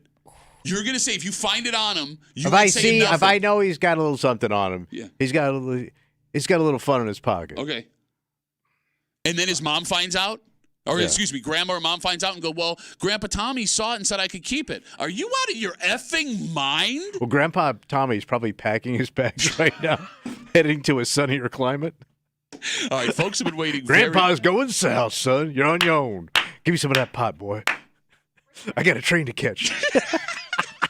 Got to catch the grandpa train going south. Folks have been waiting very patiently. 252 WCMF. Let's talk to Josh. Hey, Josh, what's up, buddy? Morning, guys. Not much. I think an important thing to remember is if you're going to be trying to take the high ground on your kids, you better not have anything that would prove that you're a hypocrite because your kids are monitoring you, too. I remember when I was growing up, I knew where everything in my house was. I knew where my dad's stash was. I knew where my mom's stash was. I knew where the magazines were. I had grown up on the computer, and my parents did not know how to clear their search history. Oh, no. Every single thing my parents were into and what they did. Damn, you imagine that. Marijuana was last May. I did not do drugs. I did not do any of that stuff, but I use my parents as an example to what to avoid for the most part. Okay, and that's fine. But here's the thing. I don't love that argument, Josh, of like, don't be a hypocrite. Because in teenage logic, That's a good call, right? Like, you do it so I get to do it. But in actual real-life logic, like right now in New York State, I'm over 21. I don't smoke pot, but if I wanted to, I could go buy it. And even if it is illegal, hey, I'm a grown-ass person that is making a decision based on the experience I have in my life. You're 15, stupid. But don't you have... It's the fact that you should also have a discussion. Don't automatically try to slam them down because, I mean, your daughter could have been handed that bag by another kid at school. I know it's a hypothetical. Sure. And they could be like, here, try this. And she's probably scared out of her mind. Like, she can't throw it away. Her friend might want it back. I love how it turned into a Ben Affleck after-school special. Hey, man, hold this for me. But I'm scared. No, it'll be cool. My mom found it. You gonna drop the dime on me, man? Josh, thanks for the call, but I appreciate it. You were saying, Tommy, I'm sorry? But aren't there like certain natural mile markers in a kid's life that they're going to try? Like they're going to show up. Like they're going to want to experiment with sex. Okay. They're going to want to experiment with having fun with alcohol and pot. So, I mean, there's certain things I just expect. I wouldn't be surprised if some of this stuff comes up. Okay, look, you're not wrong. Although we've seen numbers recently that show the lowest amount of teenage high school kids are having sex now, like since the 1950s, right? Like and I think it goes the same with marijuana and alcohol. All right, I got it right here. So there's nothing in these guys. There may be Pringles in that Pringles. Which you might want to be more worried about. Yeah. I got it right here. It says that 44.5% of 12th graders say they've tried marijuana. Okay. So it's less than half. All right. Is that low or high to you? I mean, it's still a significant number of kids. Sure. So, but that's tried marijuana. Yeah. 252 WCMF, 252-9263. If you want to have a story about parents finding drugs, you got to talk to a Karen. Oh, yeah. And we got a Karen. She's on CMF. Hey, Karen, how are you? Hey, good. How you doing? Good. What do you got for us?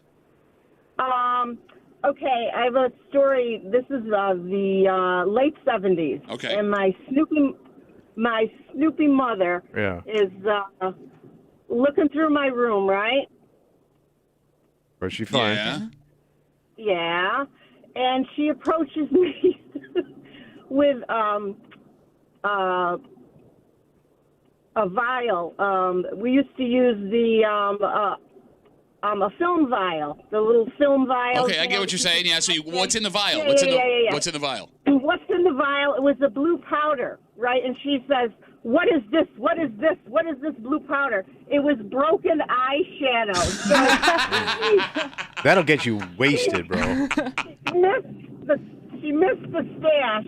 And on top of it, she has my, afterwards, she has my brother, who's 5 years older than me in college, come to me to talk to me about drugs and this and that, and he's the one who I was partying with. Oh, that's awesome. That's hilarious. It came full circle, so you got to be careful what you're snooping for, and I just laughed when she approached me with that. And Karen, I thought that's great. Thank you for the call. Thank you. I appreciate it. Have a good rest of the day. Sounds like she was smoking a lot of weed back in the day. Apparently. There's a vial. What's in the vial? It's like she forgot her own story. We got Facebook messages coming in, and I think this person's with you, Tommy. Yeah. This comes in from Rick. Rick writes us, we all did this stuff, and we all made it. Everything is fine. You learn what you like. You learn what you don't like. You learn how to be safe while doing it. Would you agree with Rick's statement? Yeah, I think he's right. No, he's not, because not all of us made it. Like, I hate that statement. I hate it. But a lot of us got through. Yeah, but you don't want your kid to be the one that didn't. You don't. But, I mean... Like, there's kids that got full pages in the back of the yearbook for a reason. I know.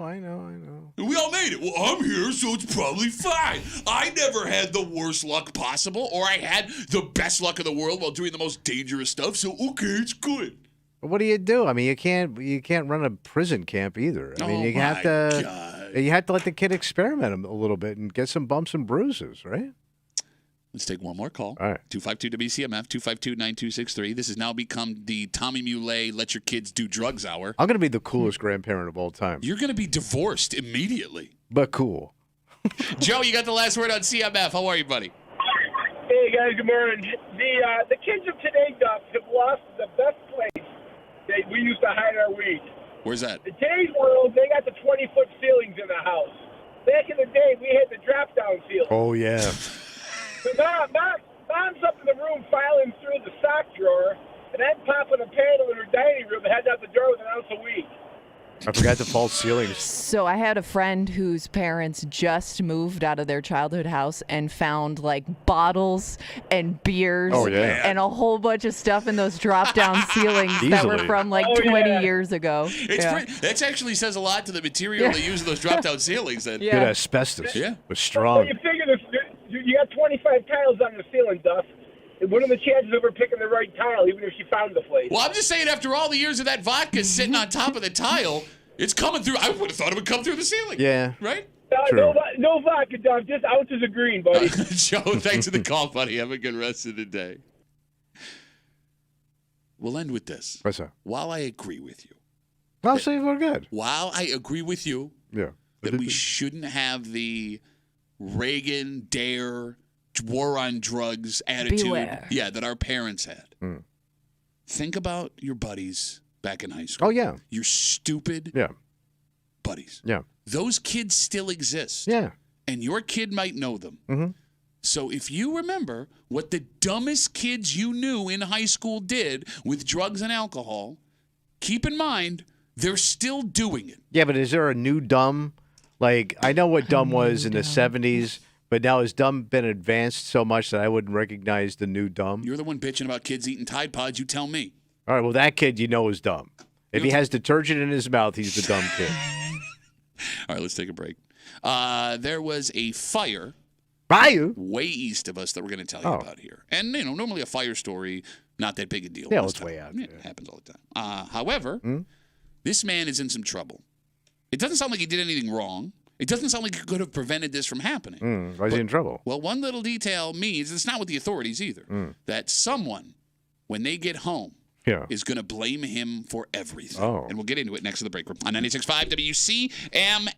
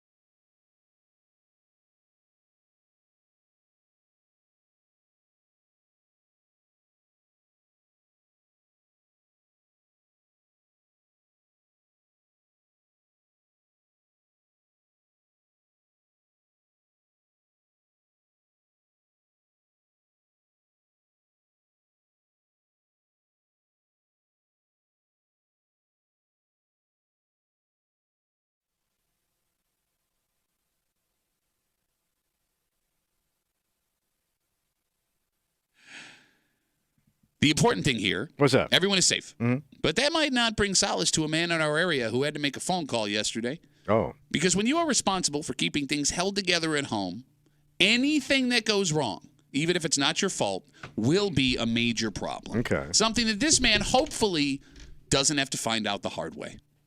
You're hanging out in the break room, Rochester's Classic Rock 96.5. WCMF will jump right into it. This story comes to us from Farmington. Oh. Fire crews responded to a home around 8:15 in the morning for reports of a fire in the bedroom. Okay. The good news, the one person in the house was able to get out safely. And the fire department was able to keep the fire contained to the guest room that it started in.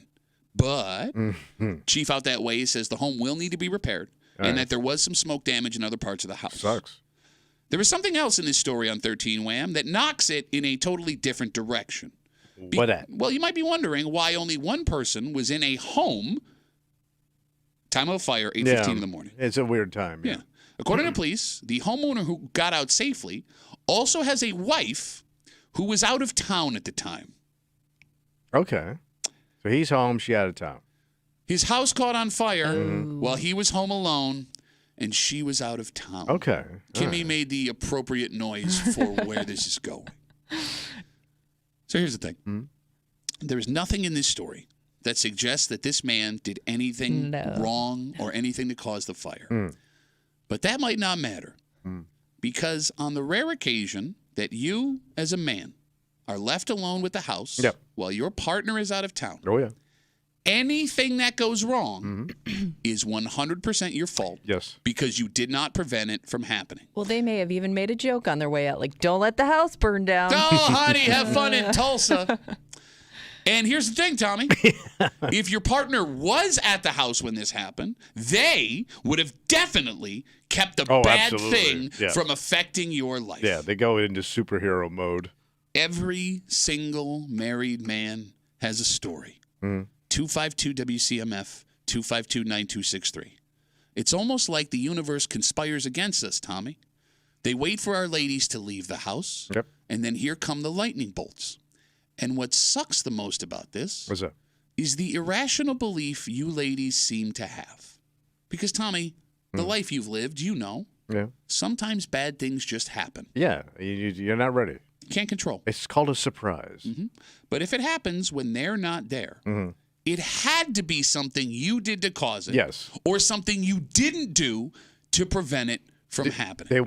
You're going to get blamed. Yes. No question. Like this man who just happened to be in his house at 8:15 in the morning when a fire started in another room of the house, odds are his wife's going to get home and go, what the hell did you do? Yeah. Why did you do this? Why didn't you stop it from happening? What could you have done to stop it from happening? If I was here, I would have... Bro, a small private plane could hit your house. Your wife's away. She comes home. What'd you do? Thank you. Why? Thank you. Were the lights not on? If the lights were on, the plane wouldn't have hit the house. You could have told him to wave them off. Like you're on the aircraft carrier deck. The worst is when something happens to the kids.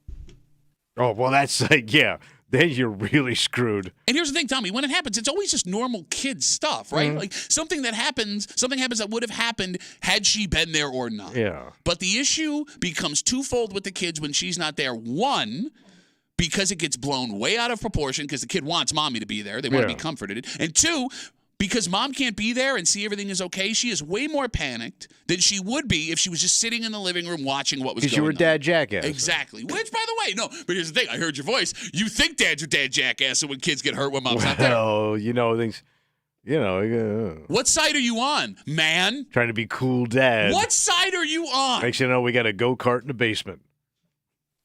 Kimmy, did your dad ever have the weekends where your mom went out of town? Not really. No? I can't think of it.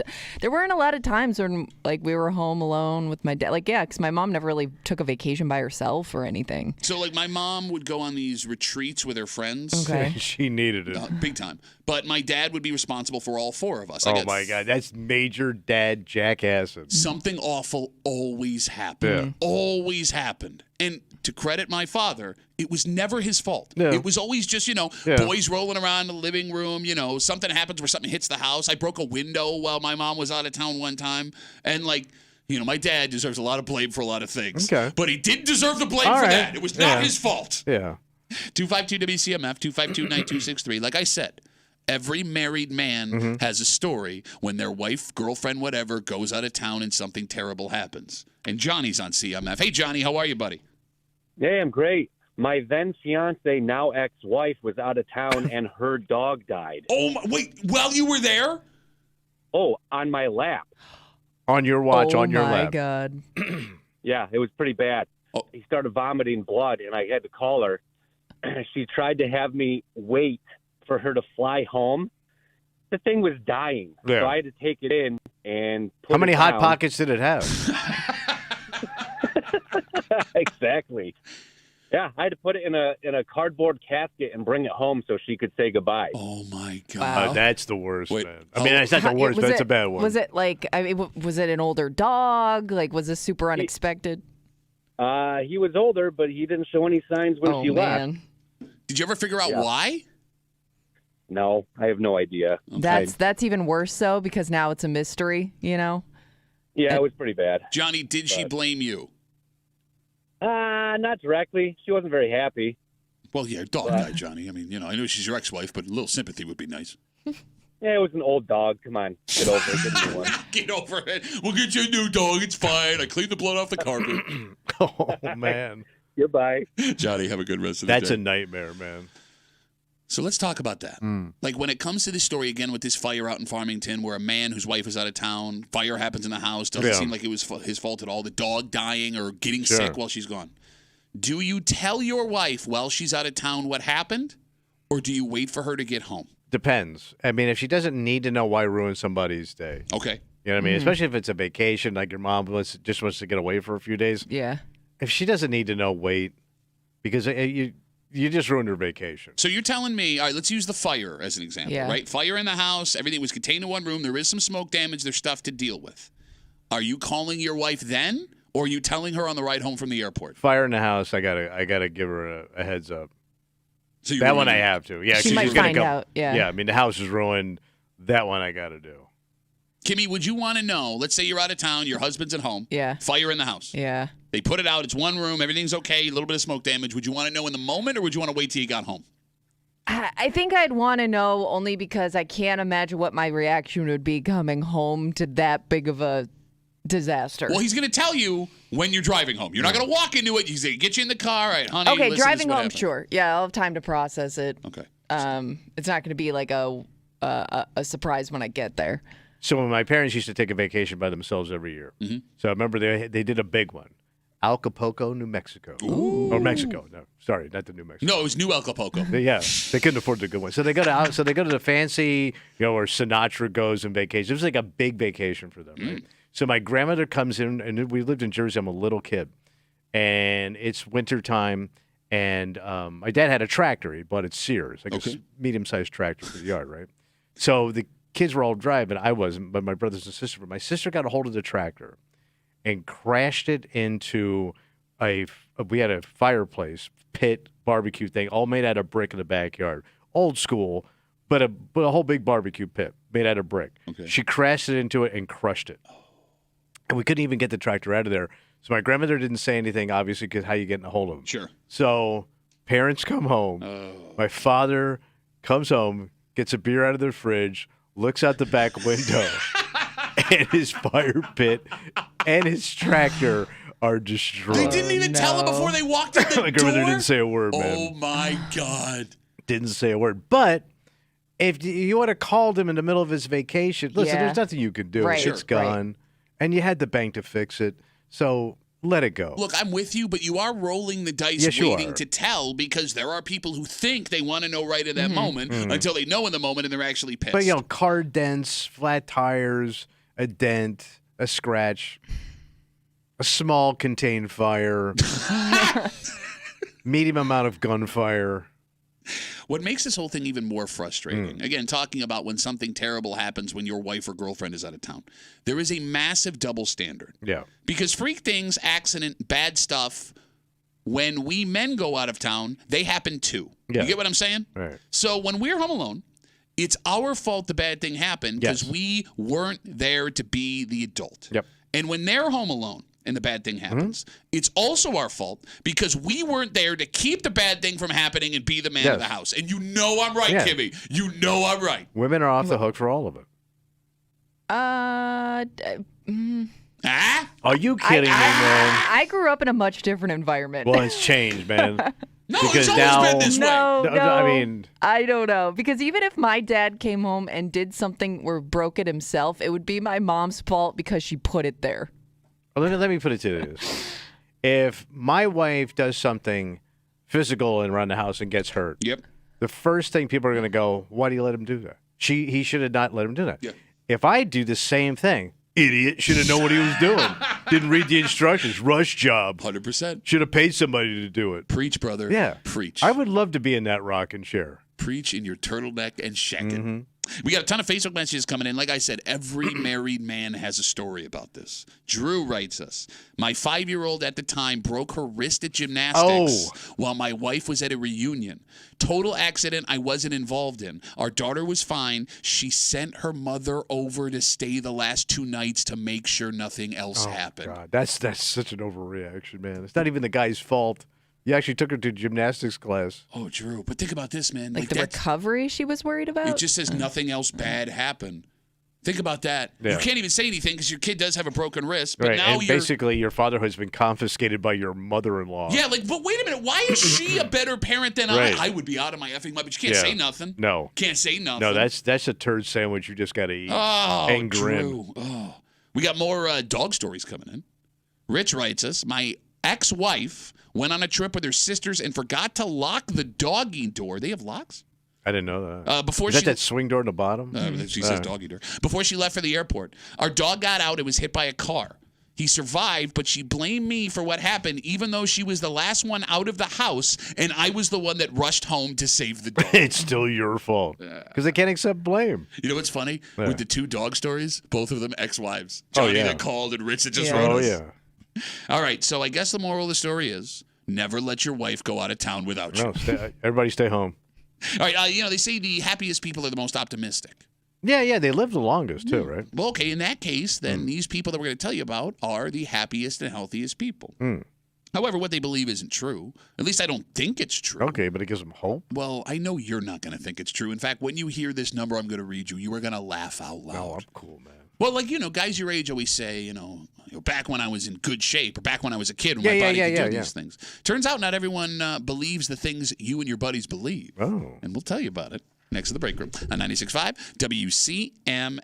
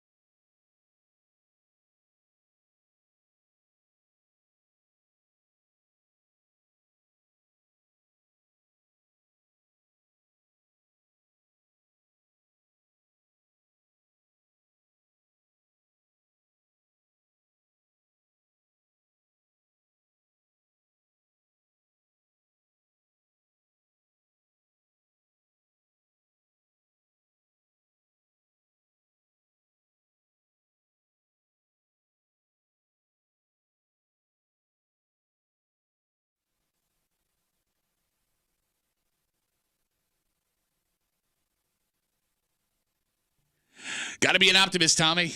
Well, you'll live longer and you'll be happier. This is a very optimistic take. Yeah. Because there's a belief that, your body as you age just gets worse. Yeah, you got to listen to your body. Yeah, well, it turns out a significant amount of Americans do not believe that. Oh, really? You're hanging out in the break room, Rochester's Classic Rock 96.5. WCMF, just after 8 o'clock this morning, a woman just west of us is having a hell of a time trying to figure out where something that keeps falling on her house is coming from. Oh, yeah, you teased us, and you said it's really gross. Oh, my God. But they don't know. It is constantly? It's happened. Or consistently? It's happened multiple times. Yeah. They don't know where it's coming from. They don't know how to stop it. Ugh. And this woman is at the end of her rope. Yeah. And we'll tell you the story just after 8 o'clock here in the break room on CMF. Tommy, 1/2 of Americans Almost half. think their best physical days are still ahead of them. Okay. What they mean by this is they think that they will eventually be in better shape at some point in the future than they are right now. I'm gonna get. I get that. I'm gonna get in shape soon. Yeah, not today, but soon. Eventually, Yeah. I will be in better shape. Yeah. Thoughts? You're lying to yourself. What are you waiting on? Like, if you're gonna get in shape and you want to get in shape, why aren't you just starting to get in shape? I got stuff going on. I got things. Yeah, but that's always gonna be the way, right? What are you, Tony Robbins? You gotta do it now, man. You gotta grab it. You gotta keep it tight. Those excuses today will be excuses tomorrow. Will be excuses next week. Will be excuses next year. That's right. Yeah, man. Kimmy, thoughts on this? Yeah, it makes sense. I think it's even it even happens seasonally. Like you think, diet tomorrow, winter, the holidays. I'm gonna get better. It's just temporary. Everybody thinks it's temporary. And then even if you start to, get a little healthier, work out, I think you think, well, I'm starting here and I'm going to build on it. And then then the winter comes again and you just keep repeating the cycle. I think how many people that are in shape that are your age. Well, okay, most people run. I mean, I'm unique because I work with young people, right? But normally I would be around people my age. Yeah. Sure, yeah. And think about how many people that are in shape at your age. Well, no, but here's the thing. But is it in shape like a relative term? Exactly. Your definition of in shape is way stricter than my definition of in shape. But you want washboard abs and a tight ass. Like it could mostly just be a tight ass. But you have a vision in your head of what you want to look like. Yeah, right? Yeah. Do any of your friends at your age look like that? No, a couple are in really good shape. I know your friends, bro. I do work out a lot. No, I'm talking about your friends, not people you run into at the gym. No, I was just saying, I was actually just talking to my wife about this last night. I got a buddy who doesn't work out at all, and he always looks like he's in great shape, and it pisses me off. But he's probably a natural. Our boss from Kansas City. You guys met him for the first time last week. Yeah. He looks like he's in great shape, right? I was say he looks like a normal guy. Wow. I wasn't mesmerized by his pecs. Good thing your contract's done. He had a Midwest Kansas City body. Not bad. Not bad. I'll tell you what. He was Midwest fit.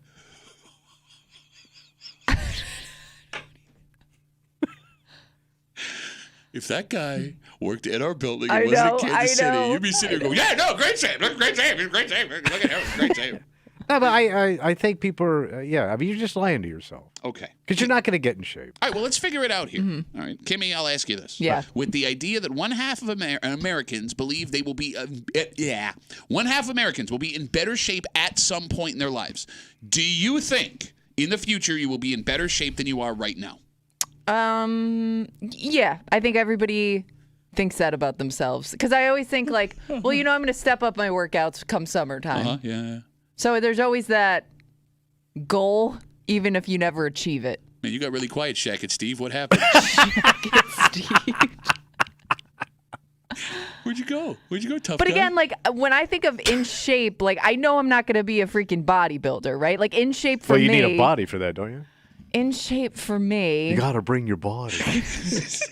No, but it's just thin. simply just feeling better. But she's lucky. Buckle up, baby. Wait, what'd you say? I didn't even hear you. Yeah, but you're thin. He likes the way you're put together. Got a nice shape on you. I will say Dynamite Clipper. She's lucky.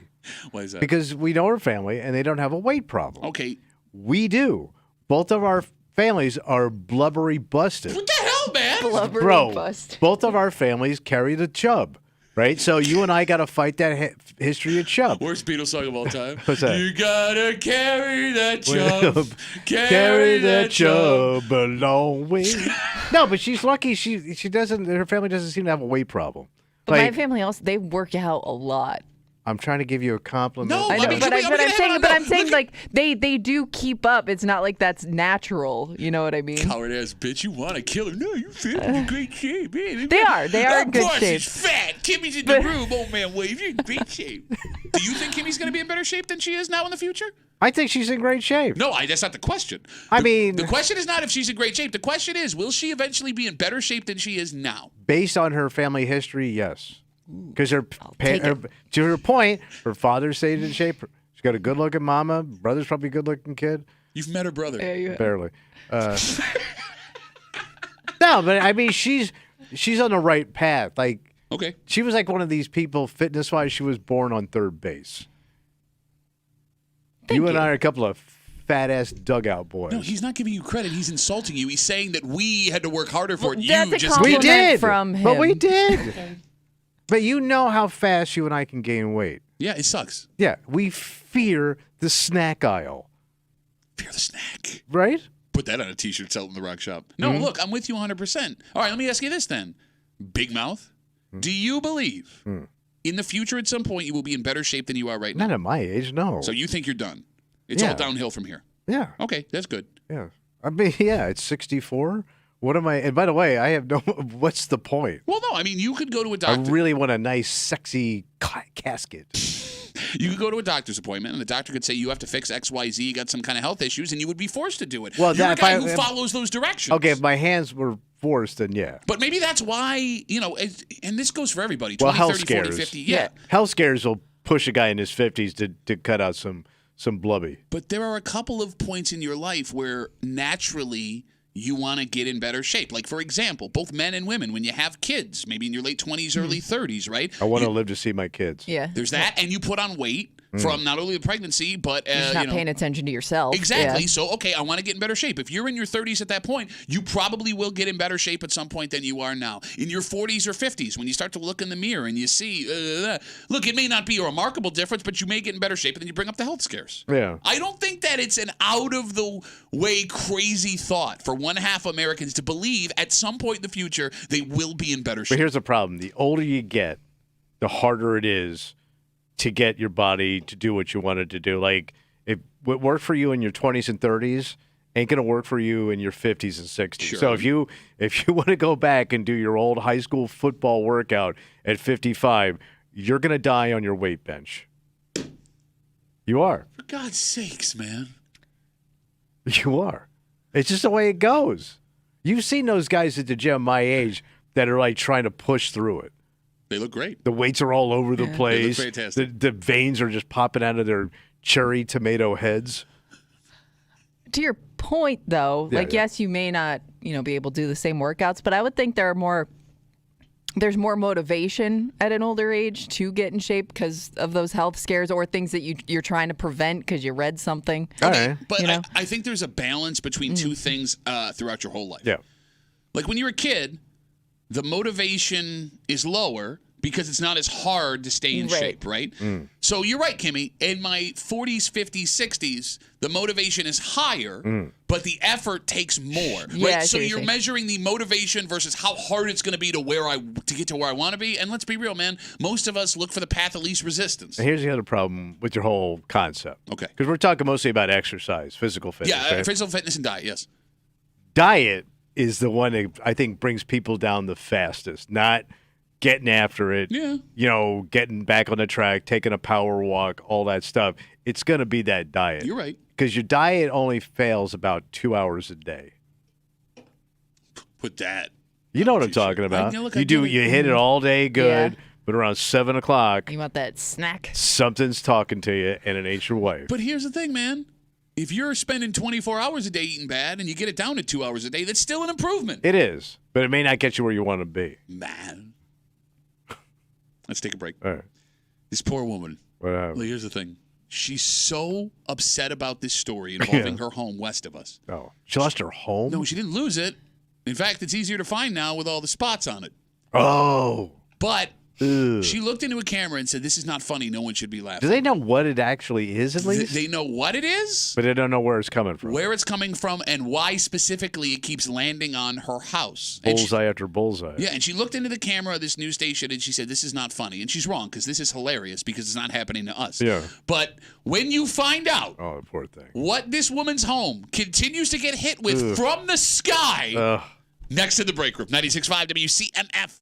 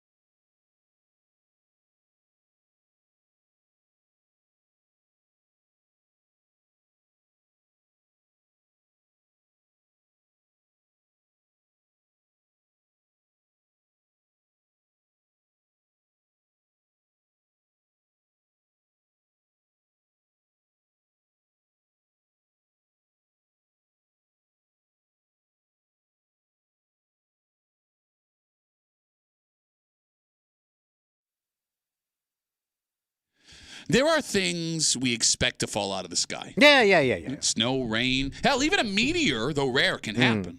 This is not something that naturally falls out of the sky. And some people in our area are trying to get to the bottom of how it ended up all over their homes. And they can't figure it out. They have theories. Okay, but they haven't seen anything. They haven't been able to prove a thing. But they don't know what this thing could come from? They have ideas. Okay, all right. You're hanging out in the break room, Rochester's Classic Rock 96.5. WCMF. If you want to watch a man make the most disgusting face in a second you've ever seen in your life, well, you can log on the Odyssey app, WCMF.com, YouTube, or Twitch to catch our live stream. We twitching. That's right. No, you're just twitching normally because that's how old your body is. Not on my meds. YouTube and Twitch, you can get us at the break room, WCMF. Subscribe, love us, like. It really helps us out. It does. As we say when we have to sit in these meetings with corporate, let the out-of-town folks know that you have a quality program. All right. So, check us out again. The Odyssey app, WCMF.com, YouTube, and Twitch. All of that brought to you by our good friends at Three Heads Brewing. Three Heads Brewing, a quality brewery. This story comes just west of us. What's that? For over a month, neighbors, folks in one neighborhood, have had weird brown stuff falling from the sky, hitting their homes and yards. When you say weird, is brown stuff. Are we talking poo? I guess they're trying to figure that out. Sky stank. Stank at the sky stank. Tommy, they had no idea what it was. Okay, but does it smell? It smells. Like ass? One woman who Sky ass? One woman who it happened to a couple of times decided to get to the bottom of it. So she's repeat ass ender. It happened multiple times. All right. So she called the town. They sent out a water technician to do some testing. All right. And when it came back, what is it? Sure enough, oh no, it was poo. Okay. So is it like human poo? So we'll get to that. It's a lot of poo. A lot of poo has fallen on this house. And this poor woman has had her home and her yard hit by this poo, mystery sky poo, 3 separate times. Yeah. 3 separate times. She says it smells so bad. How bad is it? And there's so much of it. Ugh. That she has to take out a power washer and clean her house and yard because she's worried with her dogs they'll get sick going outside. Yeah. So here's the craziest part. You were asking all these questions, and I want to give you answers. All I right. do. But according to the story, they don't know what kind of poo it is. Okay, but it's coming out of the sky. Yeah, sky poo. They know that. Can a plane discharge whatever in the toilets? So let's talk about that. that. Like a commercial airliner? But it's weird that all of a sudden she showed up in this poo zone. No, but if she's... Highway to the poo zone. But if she's in a flight path where this thing does it all the time, that would kind of make sense. So here are the theories. There are folks arguing just that it is waste, human waste from an airplane. So most waste from airplanes are disposed of on the ground. However, they suck it out. Yeah, there are planes that will drop stuff from the sky, according to this story. And apparently, the stories say that some planes can program into their computers places to drop their poo automatically. And normally they do it in places that are the middle of nowhere, so nobody's affected by it. Why this woman's house, if that's the case, was programmed as the poo drop zone, we don't know. Yeah. There are also people arguing that this is all bird crap. No, it would like not to that flocks of extent. birds Exactly. flying over? Yes, but it seems less likely. What are the odds that a flock of birds took a massive dump in the same spot time, yeah. 3 separate times? Birds really hate your ass, lady. So this woman was told the FAA is now looking into the situation, but we haven't gotten any word from them, and this poor woman and her neighbors just want it to stop. Yeah, no kidding. Here's the worst part of it. The smell. Well, yeah, it's got a reek. That's obviously. It smells like human dumps. Yeah. You got dump house. They say when it happens, it's always the late afternoon into the early evening. So, all right. You're sitting down to dinner. You're relaxing from a long day. Yeah, just cutting into that Salisbury steak. Yep, and all of a sudden. Yeah, you probably hear it if it's falling out of the sky at a couple thousand feet. Your home is now covered in what might be human dumps. Oh, God. The phone number is 252-WCMF, 252-9263. If your home, like this poor woman just west of us, was being continually pelted by what they believe are human dumps from the sky, would that be enough to get you to move? You can't. Who's buying your house? Well, I mean, you would hope one, you don't tell them what's going on, and two, hope that it doesn't happen in between when they're over checking out the house. You ain't selling that house, bro. How would you know? If this woman didn't go on the news, you would not know that this was a poo zone. Okay, but you went on the news, so now she's in trouble. Right. But even then, how many people are going to cross-reference news story with home available? Yeah. And even at that point, homes are so hard to come by in our area right now. Would you buy a crap house? Poo house? Let's say, all right, Kimmy, you were searching for a house for a long time. It took you 3 years to find your place, and that's before the market really blew up. Yeah. And there were a lot of things that you learned, I could deal with that. I'll look past that. We can fix that. All right, let's say. I don't think I could deal with that. Sewage. It would be the smell for me. Oh, because if it's something that I don't know if you'll ever get rid of. Yeah. There'd be some chunkage too, man. It's probably not all liquefied. Poo chunkage? You know there's going to be some poo canoes in your gutters.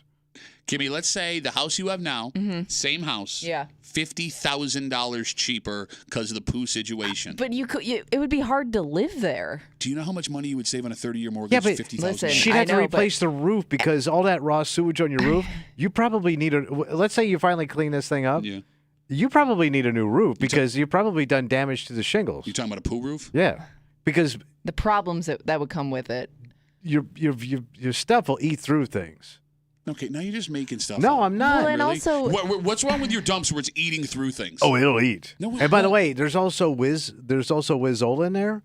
Wizzola will pull up roofing tile. Isn't that an insurance company in town? Wizzola. Wizzola will not pull up roofing. Yes. It will all eat into the fabric of your tile. Yeah. They don't. We should know this because there's no home. There should be homes being hit with human excrement. Right. Also, you'd never really be if the problem never gets solved throughout the years, you're never going to be able to sell it. Yeah, Greg the roofer is not even going up there. Well, no, he would. Holding his nose and trying to put the shingles on? Look, you're going to keep the dog in the car, but that man, he's a quality roofer. 252-WCMF, 252-9263. A woman just west of us and her neighbors have been dealing with a nightmare situation. God, the whole neighborhood's probably getting hit. But she's the one that's being it's like her house is the target. Can you imagine summertime? You're barbecuing outside. Put a pause, put a pin. Hold on. For over a month, neighbors and this one specific woman have had what they believe, they found it to be poo, what they believe is human poo falling out of the sky onto their homes over and over and over again. And in this story, the woman looks into the camera and she goes, it's devastating and I don't know what to do and it's not funny. Yeah. And that's the only thing she's wrong about because this is pretty funny. Oh, it is. Because it's not us. Right. And I feel for this woman. But you can't tell me not to laugh at poop falling out of the sky. That is a good one. Is that fair? That is fair. So you brought something up. Yeah. Summertime. Yep. You want to enjoy outside, but it's such a short period of time. Mm-hmm. You're trying to barbecue dinner, you're going to pour yourself a cocktail, and all of a sudden, you and your family are covered. It's almost like that Nickelodeon slime they do during the NFL, all over your asses. Oh, my God. Well, Tommy, okay, you love to spend your summer nights out on the We patio. live outside all summer. Right, hours sitting out there.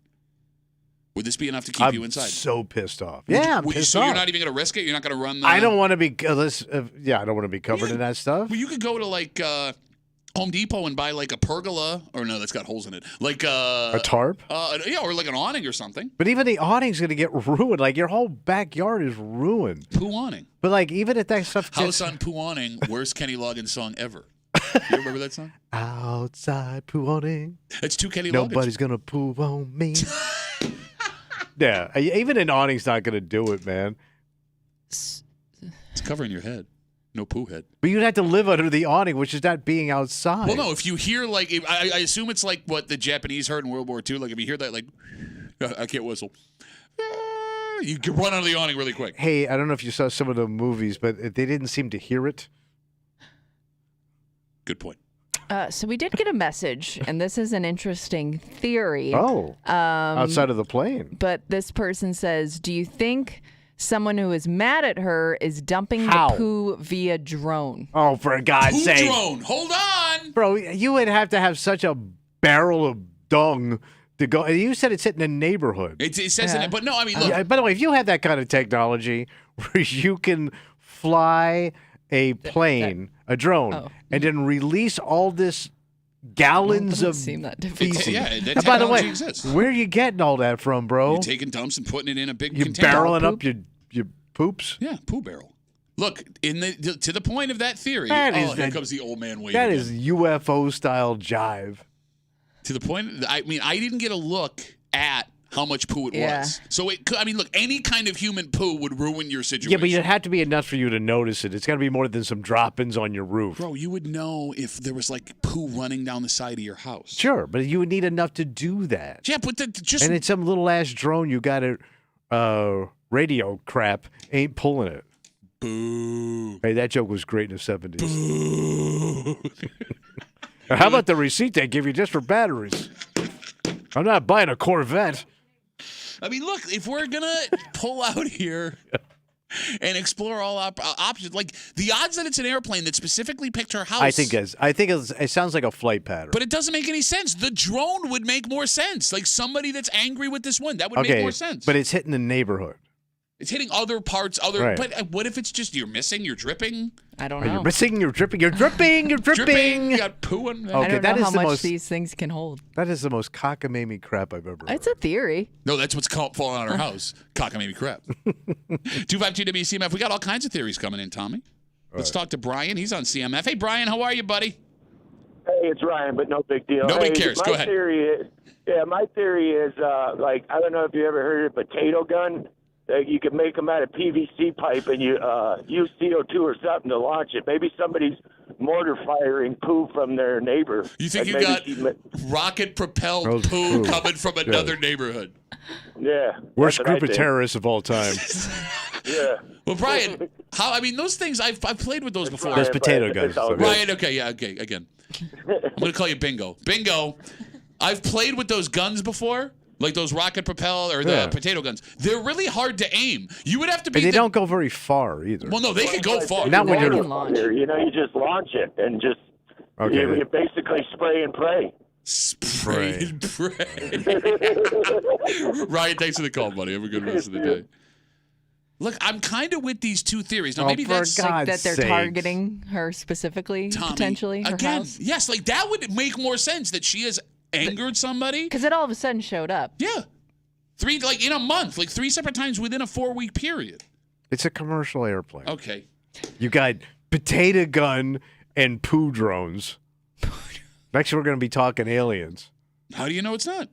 Wait, what? You're talking about there could possibly be poo! Damn it! Or dung in space. I screwed it up. Well, we kind of got it. I mean, there's only 2 dung roads we could have taken.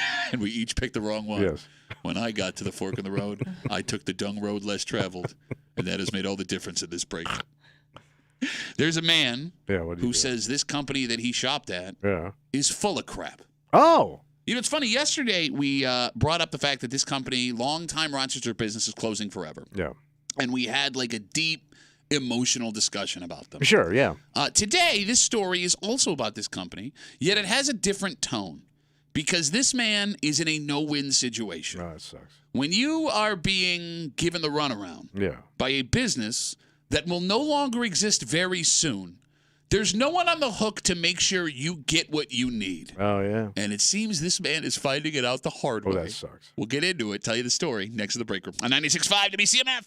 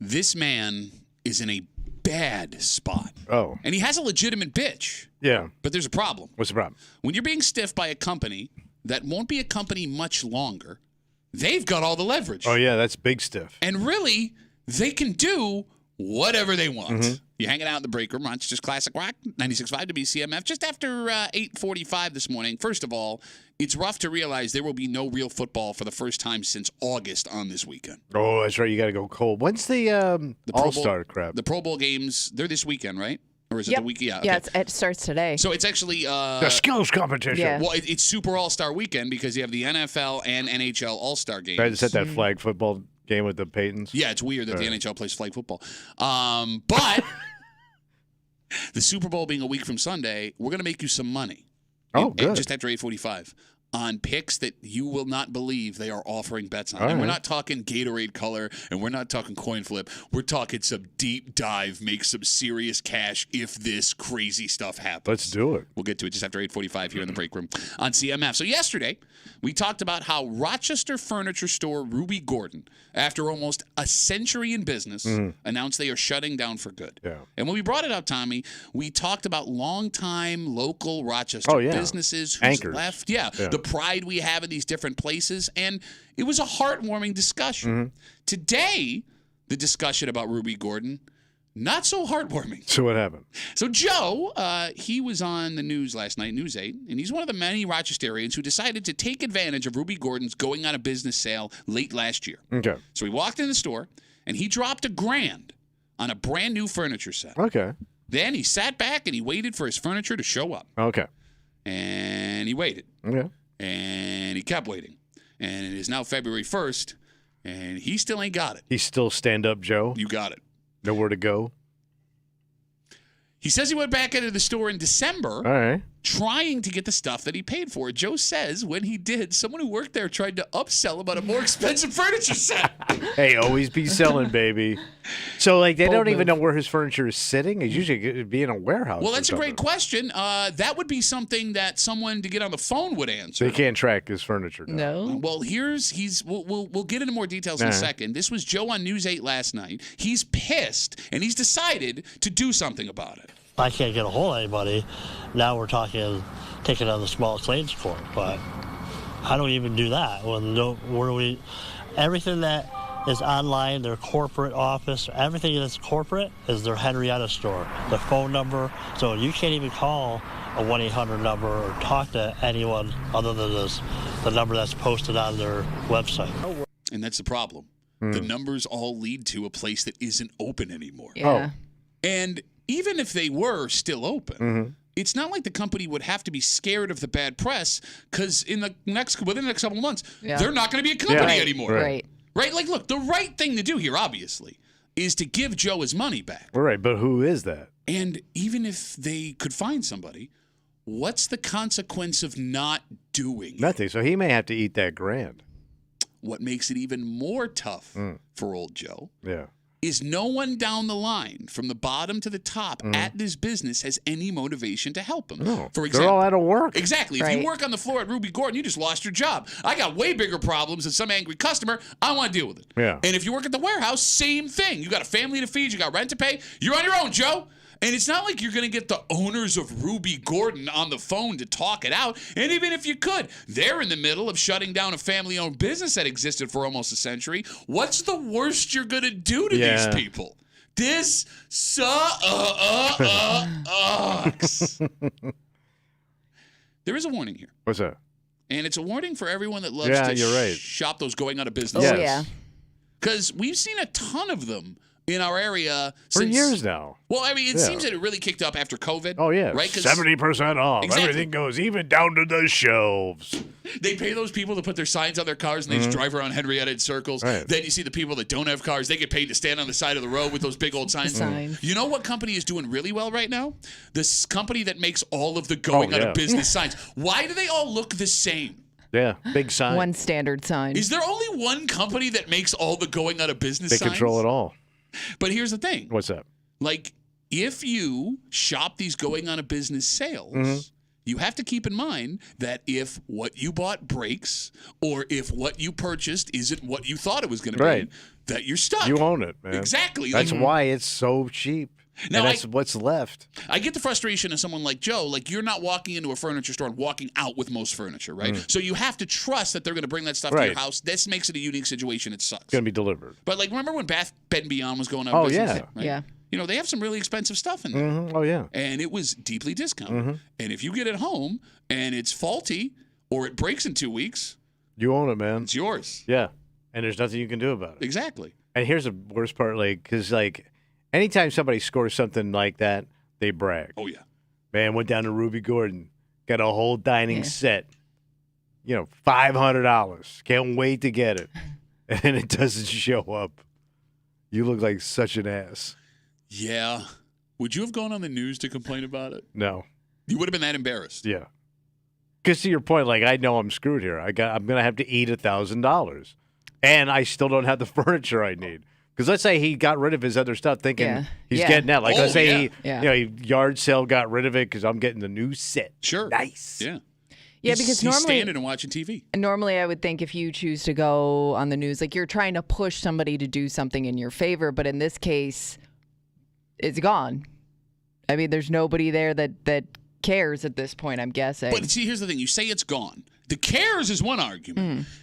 Ruby Gordon isn't gone yet. They haven't officially gone out of business. So that's what's the most frustrating part. Yeah. It's not like Bed Bath & Beyond where they sold all of the stuff they were trying to liquidate to another company, and the other company just doesn't care. There's literally nobody. Like, there are still people that are working for Ruby Gordon. You could walk in there, well, no, the store, I think, is closed. Oh, it is closed. I think I could be wrong. 252 WCMF. I thought that's why I couldn't get a hold of anybody. Yeah, because the Henrietta store was shut down. Yeah. But in some capacity, there are still people being paid on a weekly basis by Ruby Gordon as they figure out how to shut this company down. Like, that's what sucks.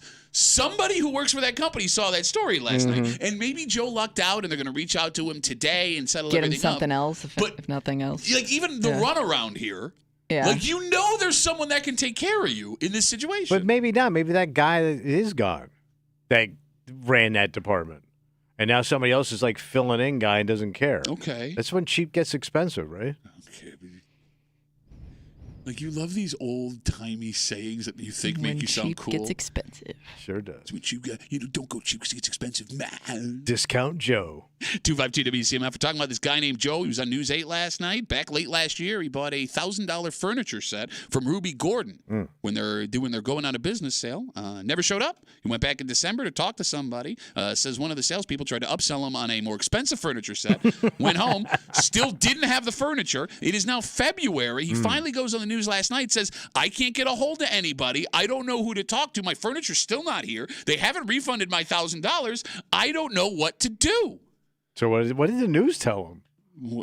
Look into the camera and say what your problem is. What do you mean? What's that news? Well, usually they have like somebody investigate. Well, like Channel 10 has like I think it's Deanna Dewberry does that investigating. Oh yeah, because she looks really intense into the camera. We investigate. She does. She points at you. I'm fighting for you. And she is. Yes. Or Berkeley Breen. Well, Berkeley was all tied up with the pothole story. Oh, damn it. Right? Turns out this guy's furniture set, bottom of that pothole on 590. 252 WCMF. Let's talk to Mark. Hey, Mark, what's going on, buddy? Hey, how you doing this morning? Good, Mark. What do you got? So back in August, my wife and I purchased a sectional from Ruby Gordon up in Greece. Okay. And it wasn't closed then. They weren't doing the out of business. They weren't bankrupt or anything like that. We paid in full $3,200. Right. And that's why they call him Diamond Mark. Yeah. Call. Hey, they kept pushing the delivery back. When we were on vacation out of the country, early December, they notified, it comes across that they're filing for bankruptcy. When we tried calling them, couldn't get through, of course. Finally went to the store. They canceled the order on us a day after they filed for bankruptcy. Whoa. And never notified us and will not refund our money. Wait. You got to eat $3,200? Yeah. And he just got an email that said they're taking his wife. So how can they do that legally? Well, I mean, it doesn't sound legal. Hey, Mark, here's the thing. You sound like a nice guy, and I want to feel really bad for you here. But you told us you were out of the country. But he could be in Canada. Where was out of the country, Mark? Barbados. Why didn't you say Hamilton? You $3,200, you rich ass bitch. You should have said Hamilton. Hamilton went to a Tiger Cats game. Oh man! So Mark, Yikes. what have you been? What's been the recourse since Bend that over. happened? I went to the store down in Henrietta. They gave me the cancellation thing. They printed out 2 forms that said, cancellation. And I said, okay, give me my money back. And they're like, oh, I can't do it because we're in the bankruptcy this, blah, blah, blah. I was like, okay. But he wrote on the bottom of the receipt that they owe me the refund, but that's basically what the paper's printed on. Okay, so I mean, it could be a point going through the bankruptcy. Game. Yeah, like they have to go through all the money that they have, and then when it's all over on the back end, It'll get settled 10 years from now in some class action crap. Will you stop scaring Mark? No, but that's what happened. I've written the money off at this point in time. I can't do anything about it. Maybe small claims. Bro, it happened to me with that airline that went out of business. 10 years later, I got my money back. Did you really? Okay, yeah, because my dad. Ask him what the name of the airline was called. What was People's Express. Yeah, that's what you get for flying People's Express. It was a quality communist airline. No, but it took me, and I forgot about it, and I got all my money back 10 years later. Okay, but yours was $100. He's out $3,200. Hey, Mark. I know, but he's not going to get he's going to have to wait 10 years for the payoff. Here's why I feel bad for they're Mark. going to throw it at you. Mark, here's why I feel bad for you. Next time you go to Barbados, you're not going to be able to afford the drink package, which is really hard for you and your wife. Yeah, well, I'm not going to Barbados this year because I got $3,200 for a couch. Mark, did you get rid of the old furniture, or no? Did you hold on to it? No, thank God I didn't do that. Mark, thanks for the call, buddy. Good luck. Oh, I'm sorry. In the living room on lawn chairs. Thank you. Have a good luck, but all right, there goes. But Mark. that's life. That is exactly how life goes. You take a dream vacation, you come back, and you find out you're $3,200 in a hole, and you have nothing to sit on. Again, though, I want to feel bad for him, but you were able to not only shop for a new living room set, but you also went to Barbados in that short period of time. But look, man, he's a guy that's probably worked 40 years. You don't know nothing. He got that station you can in have life. a millionaire daddy who's like, here's your furniture, here's your Barbados, here's your drink First of all, package. there ain't no West Side millionaire daddy. Who said West Side? Because didn't he say he wanted to the one in Greece? Okay, your car doesn't go out to Greece? Mine don't. Your no. wife went out to the Greece Marshals the other day to get a deal, did she not? Yes. Pittsford ass lady out in Greece. We got Facebook messages coming in. You can always get us at WCMF for the Break Room Facebook page. Here, what you can always count on. What's that? No matter how bad somebody gets screwed in a story that we're reading, there is always someone that will crap on them. Okay. Because like Joe here did nothing wrong. No, he just wanted to get some furniture. Unless you talk to Diane. Oh, Diane's got the problem. So. She writes us on Facebook. What's she saying? I don't know why this guy is so mad. I saw this last night, and he said he only bought stuff because they were going out of business. Well, he said that. He only supported them after they decided to shut down. He did say in the story But that, it still doesn't make what he did illegal. No, I get it. Hey, they also want to get rid of this crap and make a little money, too. So I think her argument is you didn't support the business when it was going to be able to stay open. Well, maybe he couldn't afford whatever it was he was looking for until the sales started. How do I support a furniture business on a yearly basis? I'm not constantly buying furniture. No, It's usually it's a couple times in a lifetime I buy this stuff. I have the quote from the story. All right. He said that he saw they were going out of business and he, quote, took advantage of the sale. Okay. Look, I'm with you. I don't think it's bad. But to your point, be careful of these sales and floor model sales.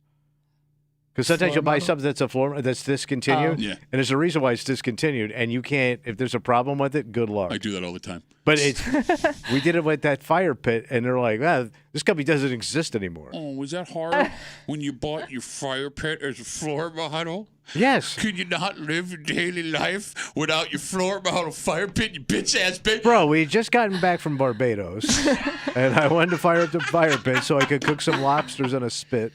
And the whole thing's crapped a bit. I love buying the floor model for 3 reasons. 1, it's always cheaper. There's a reason. You don't have to wait for it to come in. 2, that's the other thing. 3, it's always put together. I don't have to put it together. I just put it in my car and I take it home. I always want the floor. Like, if there's ones I in can boxes. take this with me today. Yes, I will ask, can I please have this one? Oh, I always get it. I just get stuff assembled. Is that nice? Yeah. Is that while you're in Barbados? Yeah, most of the time. Next to your floor model fire pit, you broke-ass, Pittsford-ass, broke-ass bitch. 252 WCMF. Again, we're talking about this guy named Joe. Hey, Joe, where you going with that couch not in your hand? Went to Ruby Gordon for their going out of business sale, spent $1,000 on a furniture set. Didn't show up. Went back in December, talked to somebody. The salesperson, he said, tried to upsell him on a more expensive thing. Stuff still didn't come. It's now February. He hasn't heard from anybody. He hasn't gotten his money back. It's a total stiff job. Yeah, doesn't know who to call because the place is going out of business. Let's talk to Rich. Hey, Rich, what's up, buddy? Hey, man. I just had to call in. I didn't buy anything from them, but I live down the street. and I was buying a bed at the time, and I saw the same thing going out of business, whatever. My wife was like, let's not go there, whatever. So we didn't. But I drive by every day on my way to work. And like 2 weeks after, I don't know, it was about a month they had that business thing going on. And now they're back up and running. They were like, grand opening of it made zero Okay, sense. I can explain it to you because we talked about this when it was happening because it was very confusing. The company filed for bankruptcy. And they reorganized. I heard all that. Yeah, they were going to reorganize, and because they didn't have any place. They wanted to shut the stores down for a little while. They remodeled. They didn't have any place to put the furniture, so they were going out of business in the stores. Right. Then they were going to open again. So that's why it happened that way. Dude, I'm Italian. It sounds sketchy. I'm Italian. I'm like, no.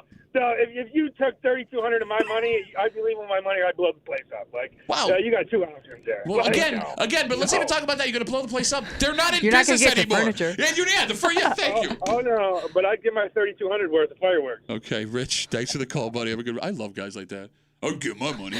No, you wouldn't. Joe didn't get it. No, that's not even the smart move. Like break in and steal something, man. Yeah, true. Let's take a break. All right, look, let's say, Joe with the $1,000 gone, the guy we talked to lost $3,200, he says. You got to get that money back. Yeah. Maybe you're someone who's just looking to make some big-time money real quick. All right. We're going to help you. Okay. Because the Super Bowl is a week from Sunday, and you can bet, like we talk about with FanDuel, right? Like on the overs or the unders. You can bet the money line or the point spread. Yeah. Or some crazy-ass bets. Well, you go a little longer, right? And they have those prop bets that you've seen in the past, like what color the Gatorade. The coin toss. Yeah, heads, tails, how long the national anthem would be. But that's child's play, buddy. We're going deep dive. Bro, the money you can make if one of these three insanely unlikely things happen. Yeah. But here's the thing. Two of them are not that unlikely. All right. And we'll get into it next to the break room. 96.5 WCMF.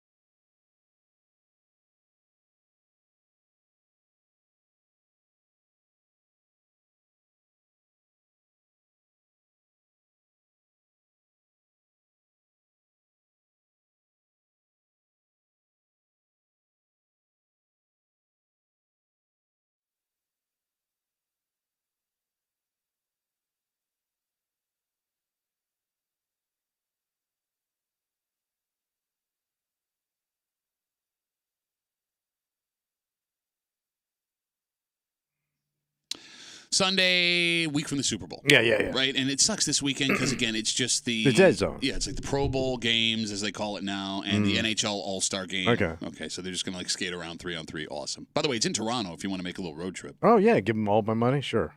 But if you are looking to make some money that you may be spending at All-Star Weekend in Toronto, How you talking? we are going to give you away. And you're going to make serious money if any of these long odds hit, because this ain't game stuff, bro.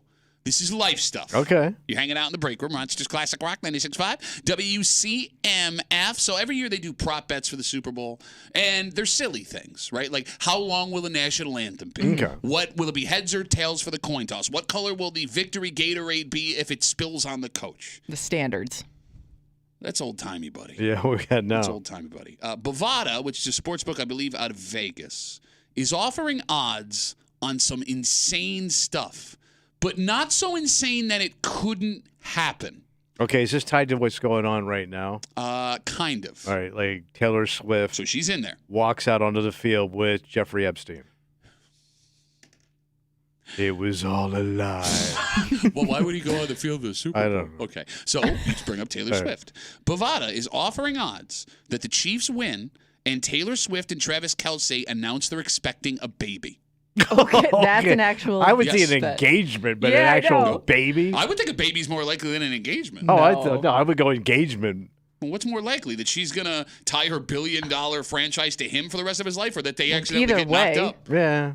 By the way, $50 on that wins you $1,000. Goddamn. Which are actually pretty short odds considering, right? Yeah. Okay, so Bovada, and I'm not making this up, have odds that Las Vegas is invaded by aliens while the game ends in a tie. Okay, now we're getting a little crazy. $50 on that makes you $50,000. First of all, good luck, alien, getting a room during Super Bowl. But it's like, it's not enough that aliens invade during the Super Bowl. Yeah. The game also has to end in a tie. Also, you're probably not getting your money if that happens. But the game wouldn't end in a tie. Well, no, I mean, I would assume they would stop the Super Bowl. Oh, because of the aliens. invaded. Okay. Right. But, like, wouldn't it be funny, though? Like, aliens invade. You're holding the ticket. You got to be kidding me. You know, we're going to finish the game, guys. Yes. No. Hold off your death beams. But the best odds on a long shot prop bet here is that either quarterback catches their own pass. But that just happened. No, but that's just it. $50 on that wins you $3,750. But that's not. I mean, we just had it happen. Yeah. Okay, but it could happen again. It's not. I mean, it's unlikely. It's not crazy, especially with someone like Patrick Mahomes. So Lamar did it. He did it in the AFC Championship. But it has to be such a freak tip ball, and you had to be. I guess, Bro, I would go with the pregnancy over the catching my own pass. Well, here's the thing. Well, more people get pregnant than catch their own pass. You don't win as much money, though. No, the odds are longer on Taylor Swift announcing a pregnancy after her boyfriend wins the Super Bowl than a quarterback catching their own pass. Like, for my money, I'm taking quarterback catches his own pass. Yeah. Look, I mean, it's a long shot, but I think it's the most likely thing to happen. Of those things, yes. Right? Yeah. So, like, everybody has to gamble at least a little bit on this game next Sunday, right? I'm not. Why? I'm not a gambler. Oh, because you're a puss-ass bitch? Oh, I'm not a gambler. I don't want to put my money up. I don't like it because I'm a bitch-ass, scared-ass little bitch-ass bitch.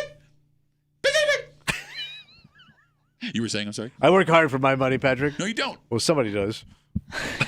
I know a lot of people that, get into like those pregame props for the Super Bowl that don't really care about the game. It's more of just a fun thing, like the anthem and the coin flip.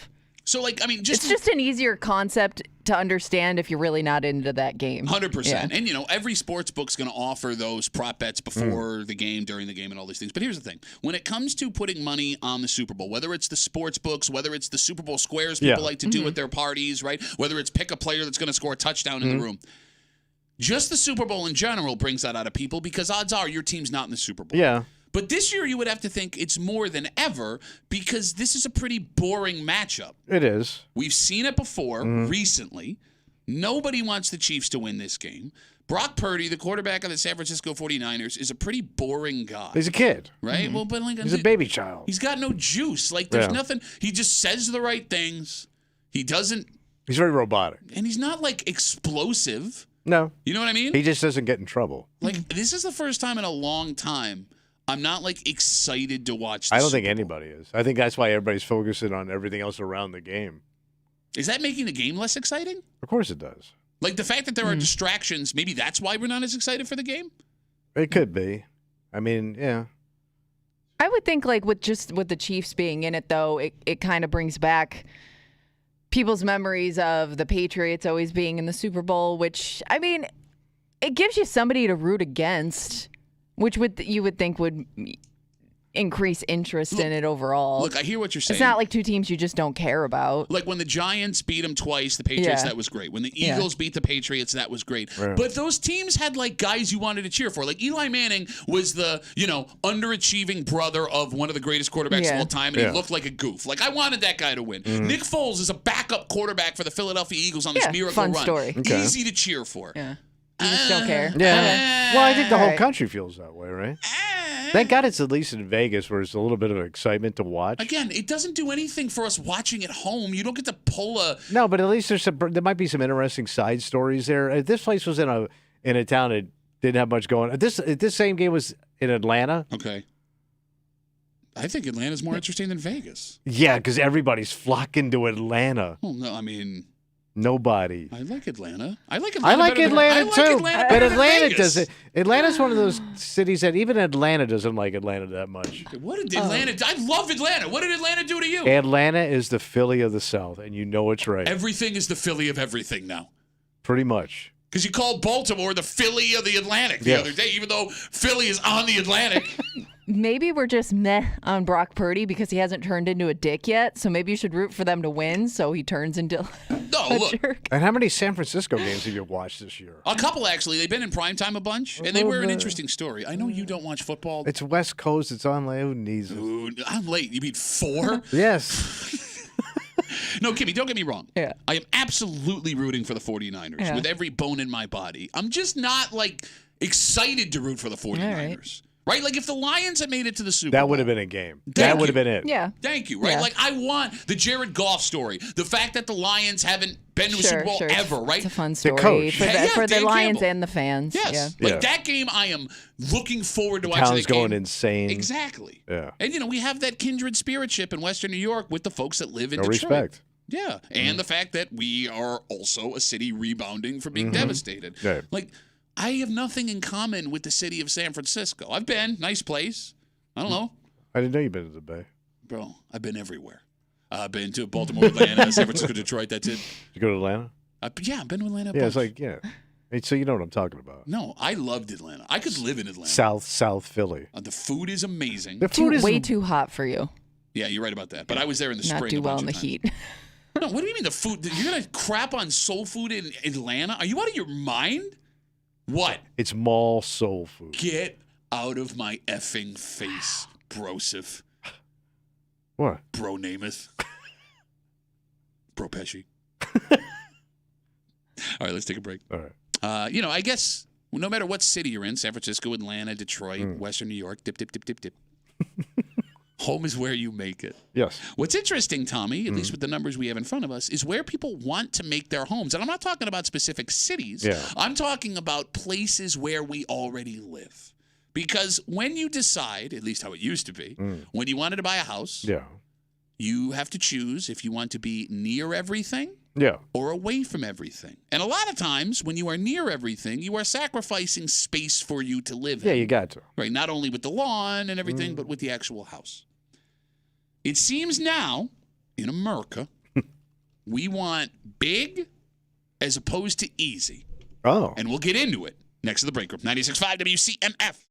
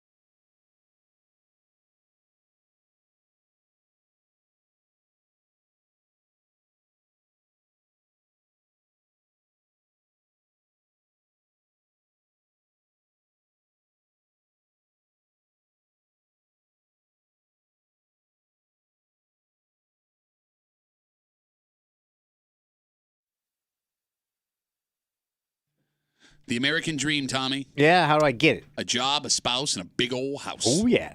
And it's that last one we're going to talk about here because it turns out we are willing to sacrifice almost everything else in pursuit of a big, beautiful house. That's the dream, man. We've been dreaming of our whole lives. You're hanging out in the break room, Rochester's Classic Rock, 96.5, WCMF, just after 9:30. Yeah, what am I going to do? Well, first of all, it's Thursday. You know what that means. Oh, we got to bitch it out. That's right. Bitch Voice Theater. We're going to do that. You make it sound like it's a chore. We got to bitch it out. No. Got to do that. Keep bitching. Also, just after 9:30, there are people who thought that they would be allowed to work from home for the rest of their career after COVID stopped. It made sense. It was saving money for businesses. It was a lock. Yeah, you got it. And those people were rudely told by their companies, you will come in and work in an office or you will not have a job anymore. Good. We now know how that has affected these companies. All right. And it's interesting. Ooh. And we'll get to it just after 9:30 here in the break room on CMF. The majority of Americans want a big house over living close to the stuff we need.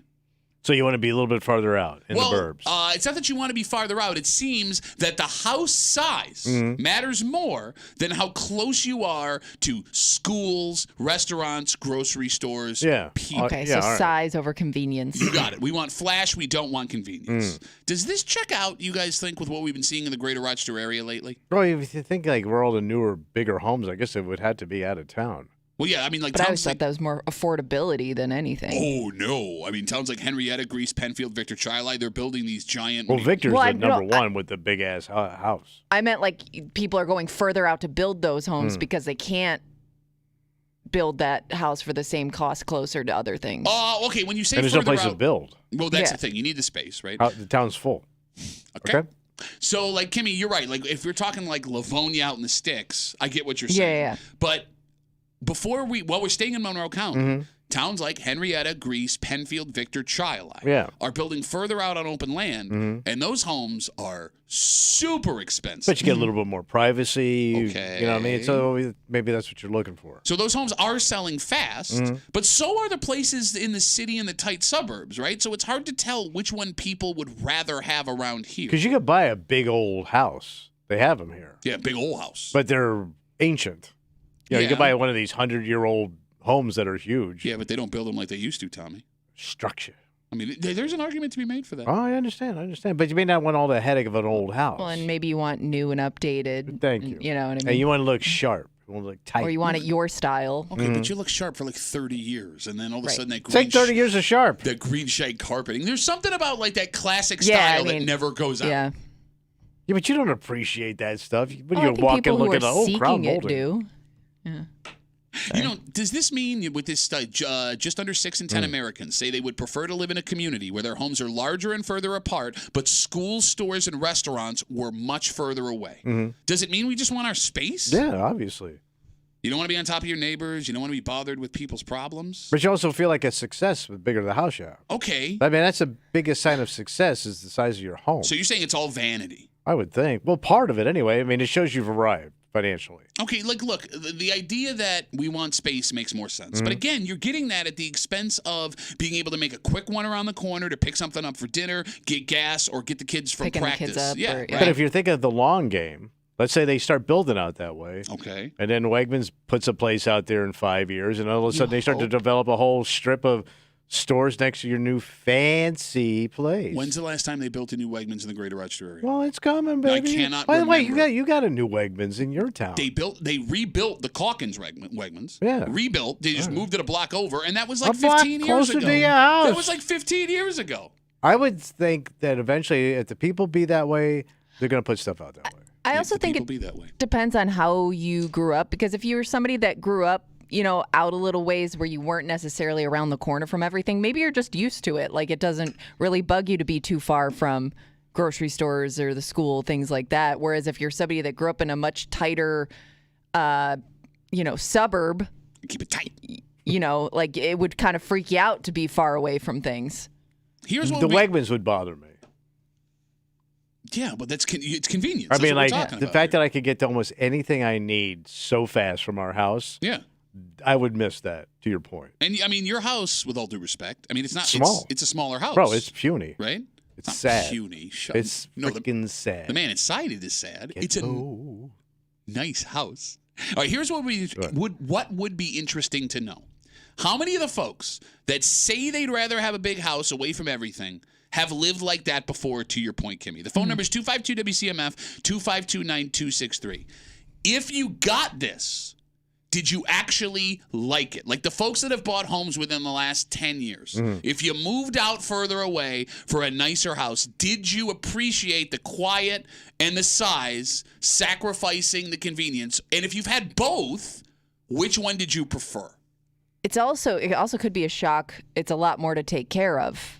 Yeah. If you're not used to it, you know what I mean? Just like mowing the lawn is like a day's project for some of those homes. So I do wonder if like that alone would be a shock to people. Not even so much the location, but the amount of property you now own. But the kids have a yard, the dog. You can sit out there in the summertime. It's quiet. It's nice. Nobody's bugging you. Okay. Do what you want when you want. All right, look. I grew up in Gates. Tight town, everyone's on top of each other. Yeah. I lived in the Winton neighborhood in the city. Everything's right around the corner. I could walk to the grocery store, pizza place, gas station, whatever. I don't know why you'd have to walk to the gas station. Could you put the gas in my car down the street, please? So right now, I live on the border of Scottsville and Rush in Henrietta. Out there. And having done the further away thing, I would much rather live in a smaller place closer to amenities. But you're not a yard guy. You don't like sitting outside chilling. You don't. Chilling? You don't like to. Sorry, LL Cool J. Please go on. You don't enjoy your deck. No, you don't enjoy your yard. I don't. You don't enjoy any of it. I do. I would kill to have. I would wish I was fortunate as you to have your house. Yeah, it sucks though because there's not a free house like that you could just weasel your way Nothing. into. It has less to do with the yard. Right. And because don't get me wrong, I love my house, I love my neighborhood. It is such a pain in the ass for the simplest things that were at my fingertips back in the day. Well, how far are you from Wegmans? About 15, 20 minutes, depending on traffic. Like, the time you lose weekly being in the car, going from place to place is brutal, and that changes the way you live your life. Like, you bring up Wegmans, right? Yeah. When I go to the grocery store, sometimes it feels like I'm preparing in a bunker because I don't want to have to make that trip again in 2 days. So you gotta load up. Yeah, it's like if I could snap my fingers, I'm going to die in this house. I'm never moving again. But if I could snap my fingers and all of my stuff would be in a smaller house where everything was closer, I'd do it in a second. I mean, you guys have been to my house. Yeah. It's 10 minutes off of 390. Yeah. That's like the longest you can get off of 390 in Rochester and not live on a farm. Yeah, you're almost out of state. And you also kind of do this thing too, and I know a lot of other people that live like a little bit further out. Like, you underestimate the time it takes. You'll be like, oh, it only takes me like 15 minutes. And then, like, I'll be in the car doing the same thing. I'm like, there's no way this takes him 15 minutes. No, she's totally right. Because you zone out. Well, like, here's the thing. There are some places in the greater Rochester area that are sneaky, impossible to get to, and a lot of them are on the east side. Some places in Parenton and Fairport where, like, you're taking 590 for what seems like forever, and then you get off, and you're still a mile away. 15, 20 minutes away from where you got to be. And when you get there, and these neighborhoods have existed for a while, you realize there is nothing else around you. Like, there's a hockey rink out in Fairport, Rochester Ice Center. Yeah. Right? My daughter goes there for camps over the summer. Great people out that way. But there are all these neighborhoods that have been there for decades. Yeah. There's nothing out there. There's a place called Clausen's. It's like a gas station mom and pop deli. And that's it. Yeah, like, that would suck. If you want to go get something, you have to drive 10, 15 minutes into Fairport. But you pay a price wherever you live. It sucks. I hate it. How do you people do it? It sucks. Why would you want it? But they're house people. House people? Okay, but they are. Don't be smug. No, but like you're not into your house. You're not. What does that even mean? Like your house to you is just a dwelling. Some people they like to decorate, they like to entertain. Oh yeah, I know you, man. You love to decorate and entertain. But our wives do. Okay. You don't. You don't. You should be on my team here. I'm not. I'm going to be over here on the team that wins. I read her, you want nice. So you're telling me. Tight ain't nice. Tight is tight. That's not true. There are nice. Black ass, tight ass house. Bro, look at Pittsford. The village of Pittsford is tight. Well, that's when tight was nice. The village of Fairport is tight. Yeah, but those are old school. The village of Spencerport is tight. But you're talking old. But new tight sucks. New tight? Where is new tight? There is no such thing as new tight. Oh, you know where new tight is. Tell me where new tight is. You got them track ass house. What? That's what we're talking about here. We're talking about your trees are all rented. 252 WCMF. Don't take care of your kids. 252 Solar light prick. 9263. See, it's already happening, and I brought up Rochester Race Center. Mark writes, I live next to Rochester Race Center. It's 4 minutes to the village. No, it's not, because I make that trip a lot over the summer with my daughter at camp. It's like a 10 to 15-minute drive. Shut up, Mark. Yeah, and ask him when he drives it. Dead at night. Yeah, early Mark. morning. Again, just under 6 in 10 Americans say they would prefer to live in a community where the homes are larger and farther apart, but schools, stores, and restaurants are several miles away. So we want flash and space over the convenience of life. 252-WCMF, 252-9263. Let's talk to Frank. Hey, Frankie, what's up, buddy? Hey, again, my wife and I are blessed with 2 homes. We have our regular blessed because I pissed God off and didn't get a second house. That actually might be why you're in. You got one free house, you dick. I'm blessed. But you were saying. And then the Lord said, Frank, have a second house to smoke your pot and look at your pornography. It's 2 blocks to the 12 corners, and our cottage is up by the end of the parkway in Waterport. Now, I'm older now, and trying to get to a hospital or a doctor out there, I'm an hour away from Strong, where I have all my stuff done to me.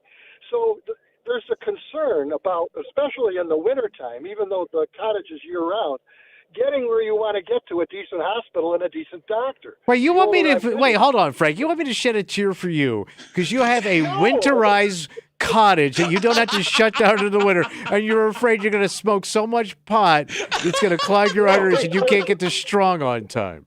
We don't shut it down. It's year-round. Yeah, I know. It's winterized. 150 square feet of knotty pine. It's right on the water. And don't you have a place in Florida, Frank? We worked hard for it. Pardon me? Don't you have a place in Florida? Yeah, I do. He's got 3 houses. He's that blessed. He forgot he had a house. Okay. Bro, don't I have a house? No, it's not a house. It's a timeshare. But, all right, but Frank, what you're saying is you, at this point in your life, you would much rather have the convenience than the space. Oh, God, yes. Yes, but I wouldn't trade what I have for anything. Well, because all the blessings you got financially. It's wonderful. Yeah, but whatever. I just wanted to tell you, listen, I own a racehorse, too, you know. Frank, you're not helping. Does it kick? Her name is English Jubilee, and she's racing at Gulfstream March 3rd. So that's Florida. That's in Miami, outside of Miami. Yeah, I think that's where they keep Florida, in Miami. He's trying to give you a tip because you can OTB that baby or go online and find his horse and bet on it. Maybe I can buy a second house. She's just 3 years old and hasn't won anything yet, but we'll see what happens. But yeah, when are you going to catch a break, Frank? I don't know. I'm a lucky guy. Yes, I am. But hey, listen, I've had prostate cancer, 2 knees replaced. I'm 77 years old. I guess God doesn't like it that much, does he, Frank? For God's sakes, Frankie, I got to take some more calls. I'm sorry. Okay. All right. Have a good day, guys. Yeah, sorry, Frank. Have a good rest of the day. See, you just let him talk. We get him on it. I love Frank, but there's a reason we call him Ramblin' Frank. All right, 252-WCMF, 252-9263. Again, just under 6 in 10 Americans say they would prefer to live in a community where their homes are larger and farther away. Yeah. But schools, stores, and restaurants are harder to get to. We want flash and space over the convenience of having everything around us. Let's talk to Jeremy. Hey, Jeremy, how are you, buddy? Hey, good. How you guys doing? Good. Yeah, definitely could never move into a city, ever. We live out in the Byron-Burgeon area, and everybody around here, tons of land, lots of fun. Everybody gets along.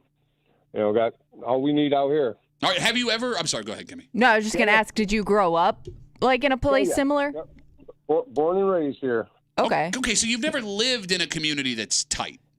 When I went to college, yeah. Well, yeah, but our community's always been tight, though. No, I mean like tight as in space-wide. Tight! Like space tight! No. We live on like 50 acres of land. Yeah, you live in man country.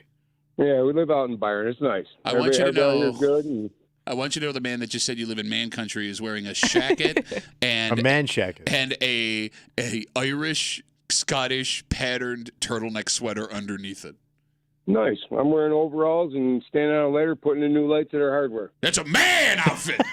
All right, I mean, Jeremy, have you ever been on vacation where, you were everything was walkable, right? You didn't have to get in a car. A city. That didn't do it for you?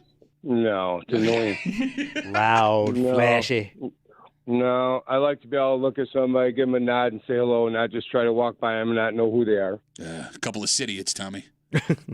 I'm just saying, when you come out here, like, it's crazy. It's fun. We got a pizzeria. We own that too. We got the hardware, and we all get along and help each other community out and have dances and everything else. All right, so just to be clear, hold on, wait. Tell me, we had a guy that paid $3,200 for furniture that he lost while on a trip to Barbados. Frank just called us up and said he owns a small town.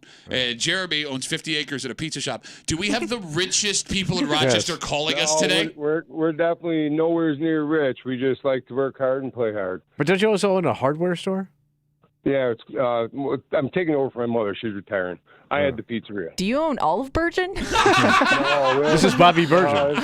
There's a lot more businesses out this way than you think. It seems like everybody knows, they all own their own business. Yeah, they have a stop and a shop. Jeremy, thanks. If we ain't got it out here, we make it ourselves. Jeremy, thanks for the call, buddy. I really appreciate take care. it. Okay. Yeah, you too. Jeremy sounds like a nice guy. He also sounds like a handy person where maybe he can do a lot of those things himself. No, I hear you. Yeah, I need help with stuff. I'm going to complain, though, for a second. Yeah. Go ahead. Like, nothing drives me more crazy than people like, I'm just a blue-collar guy that owns 2 businesses and has 50 acres of land. Well, that's how it starts. Just a hard-working dude that owns 3 homes and a racehorse. Overalls, though. At least he's dressing the part. Well, yeah, but we don't know. They could be Versace overalls, Yes. Kimmy. We don't know. I see you guys on hold. Sit tight for a second. Going back to what's going on with our communities here, right? Like, Tom, you've said in the past that young people waiting longer to buy homes have kind of destroyed what used to be pride in the town you lived in and the relationships with the people that live around you. And that's a great point. I agree with you there. But doesn't people wanting to move farther out and have more space have a major effect on that too? Well, I think it would clear up more space. No, the point I'm making is the further away I am from the people I live around, the less connected I would have to be with them, unless you made an effort to be connected. You would have people. to, Right. Like if my house is, and I'm not even talking country, like if I live in a place where I have a bigger yard, right? You might be more isolated. And the less contact I'm going to have with the people next door. Yeah, okay. Maybe that's the way it is now. But I mean, like, we look for the easiest way to bitch, that person's not like me, he's younger, he doesn't buy a house, so that's why society's going to hell. But like I said, I grew up in Gates. Yeah. Jimmy, you grew up in Hilton, right? Like those village areas. When I was a kid, I had very vivid vivid memories of my dad and all the guys in the neighborhood having beers on someone's front step after their weekly neighborhood softball team. Watching Monday Night Football together. Exactly, yeah. And it's because I lived literally 10 feet. Yeah. I also think... Well, and just growing up being a kid, running around the neighborhood. I think generations past needed each other, your neighbors. Okay. And you don't anymore. What do you mean? You don't need to be as interactive with your neighbors because you needed to help each other. And you don't need your neighbors anymore for anything. You don't need the neighbors to watch your kids. You don't need to do anything around your house. No. Because you have insulated yourself with your own family.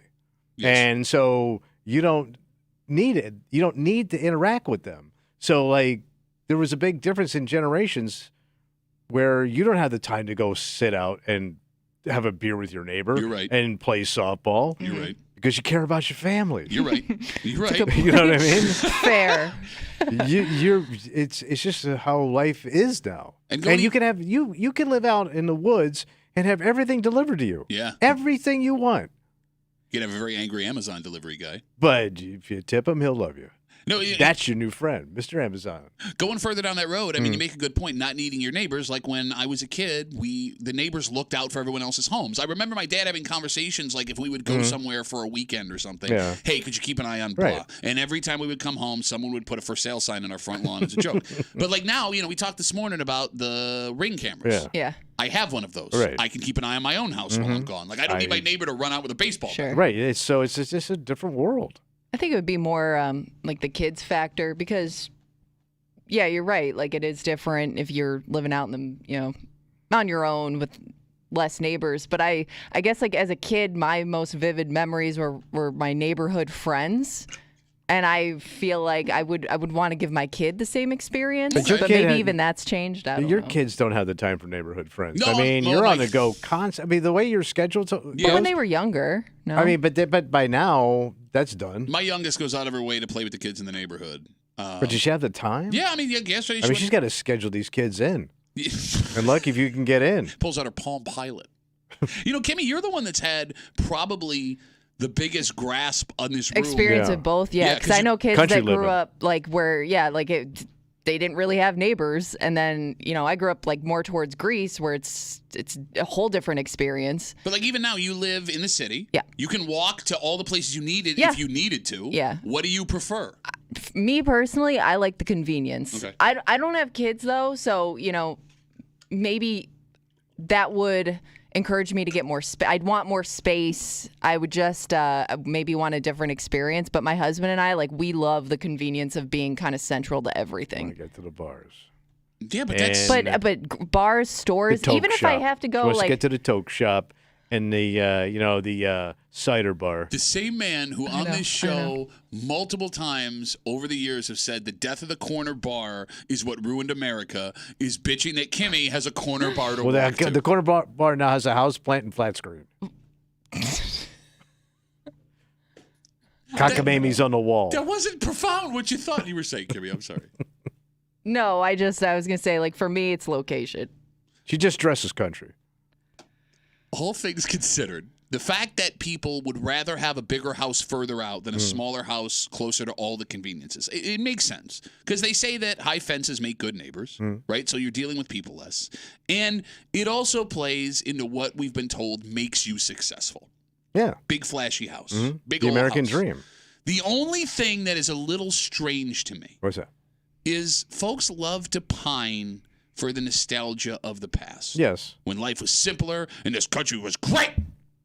And all of that, at least most of it, involves small town, tight, quaint areas, kids walking around the town, playing with each other. Look at towns like Spencerport, Fairport, Honeyway Falls, Pittsford, those post-war homes in Gates and Greece and Irondequoit and those neighborhoods. Like, when you drive through those places, it kind of feels like you're driving through the 1950s again, right? Yeah. Some more than others. Yeah, a little bit. But that's not what we had back then. We didn't have big McMansions that were out farther away from the expressway. You know what I'm saying? Yeah. So why now do the same people that are like, why can't we go back to the communities we have? They're moving away from the communities. Because you want the new, shiny, big stuff. So then maybe things weren't as great as you thought they were, and you want it back. It doesn't make sense. I know. Thomas. I understand. All right, let's take a break. All right. It's Thursday. You know what that means? Oh, send a bitch it out. That's right. We got a Bitch Voice Theater coming at you. And speaking of bitching, a lot of people started bitching. About what? Well, when their companies that they work for demanded that they come back to the office, told them work from home was over. Get your ass up. And we've had multiple debates on the show about how strange it was because, Tommy, you would think that it's better for companies to have employees working from home. Mm-hmm. You're saving money. Yeah. Less stress. You can downsize your corporate footprint. I learned that word yesterday. Did you? I sure did. Good for you. Well, a new study has been released. There's been enough time passed that they could look at numbers while people were working from home and when they were forced back to go to work. All right. And it turns out these businesses may have made a mistake. Oh. We'll get into it next in the break room. 96.5 WCMF.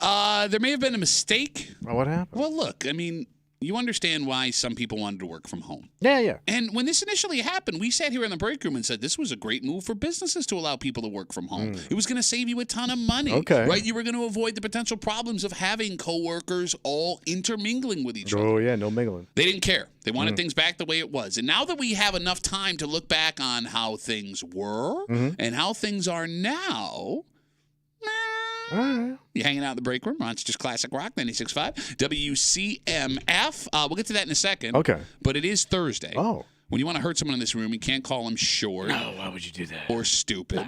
Or say that your co-host looks like an out-of-work ship captain.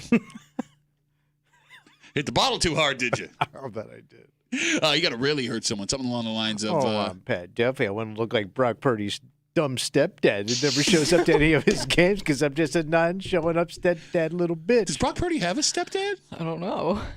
Did Brock Purdy's parents get divorced? I don't know. Poor Brock.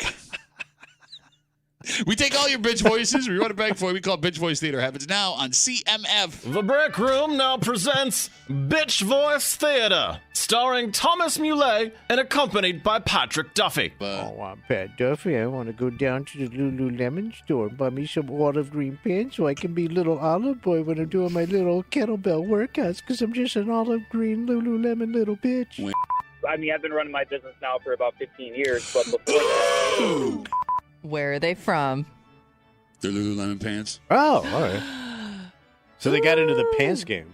My name's Tommy, and I tell story what a big old badass I am. But I don't want about 3 ounces of marijuana from a guy in the street because I want to go to jail because I'm a Popeye little pig. But I'm not a regular pot smoker.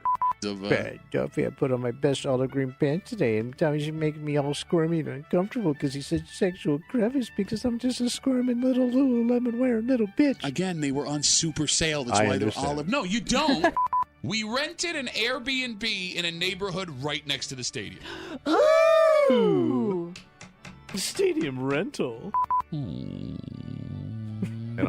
What is Tommy? I talk about how great Wegmans is all the time, and I got my friends there, and I'd be the greatest Wegmans employee of all time, and if I had the opportunity to do it, I wouldn't do it because I can't work because I'm a one-out working ass little bitch.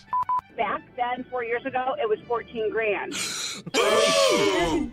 Oh, I'm Pat Duffy. I look like I run an illegal dispensary instead of truck stop because I'm just a dispensary illegal running truck stop little bitch.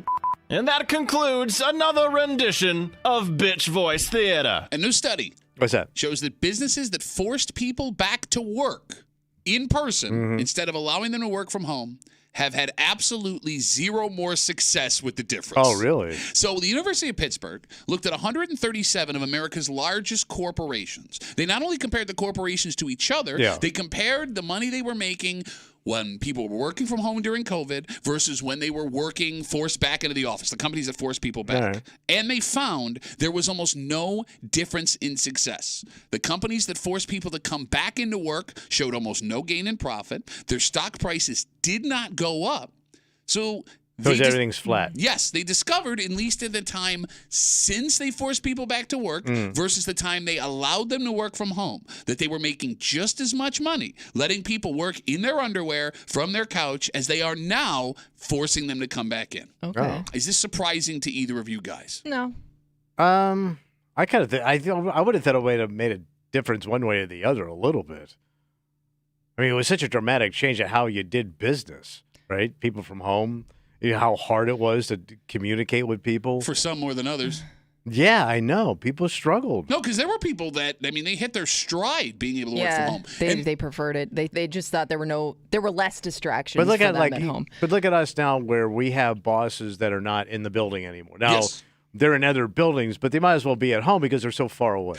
There are actual structures around them, guys. They're not outside being our boss. We don't have an outside boss. But they're way outside. No, look. I mean, and it's a way different situation. The caveat here is, you're right. There are some businesses where working from home is much harder than working in an office. And this business, I agree with you, would be one of them. I couldn't stand having to do the show not looking at your two beautiful faces every single day. Yeah. And you're right. You make a great call about the boss. But, I mean, if you're in a business where you're not seeing your boss on a regular basis, even in the building anyways, what's the difference? I always said I'd be dragging ass at home.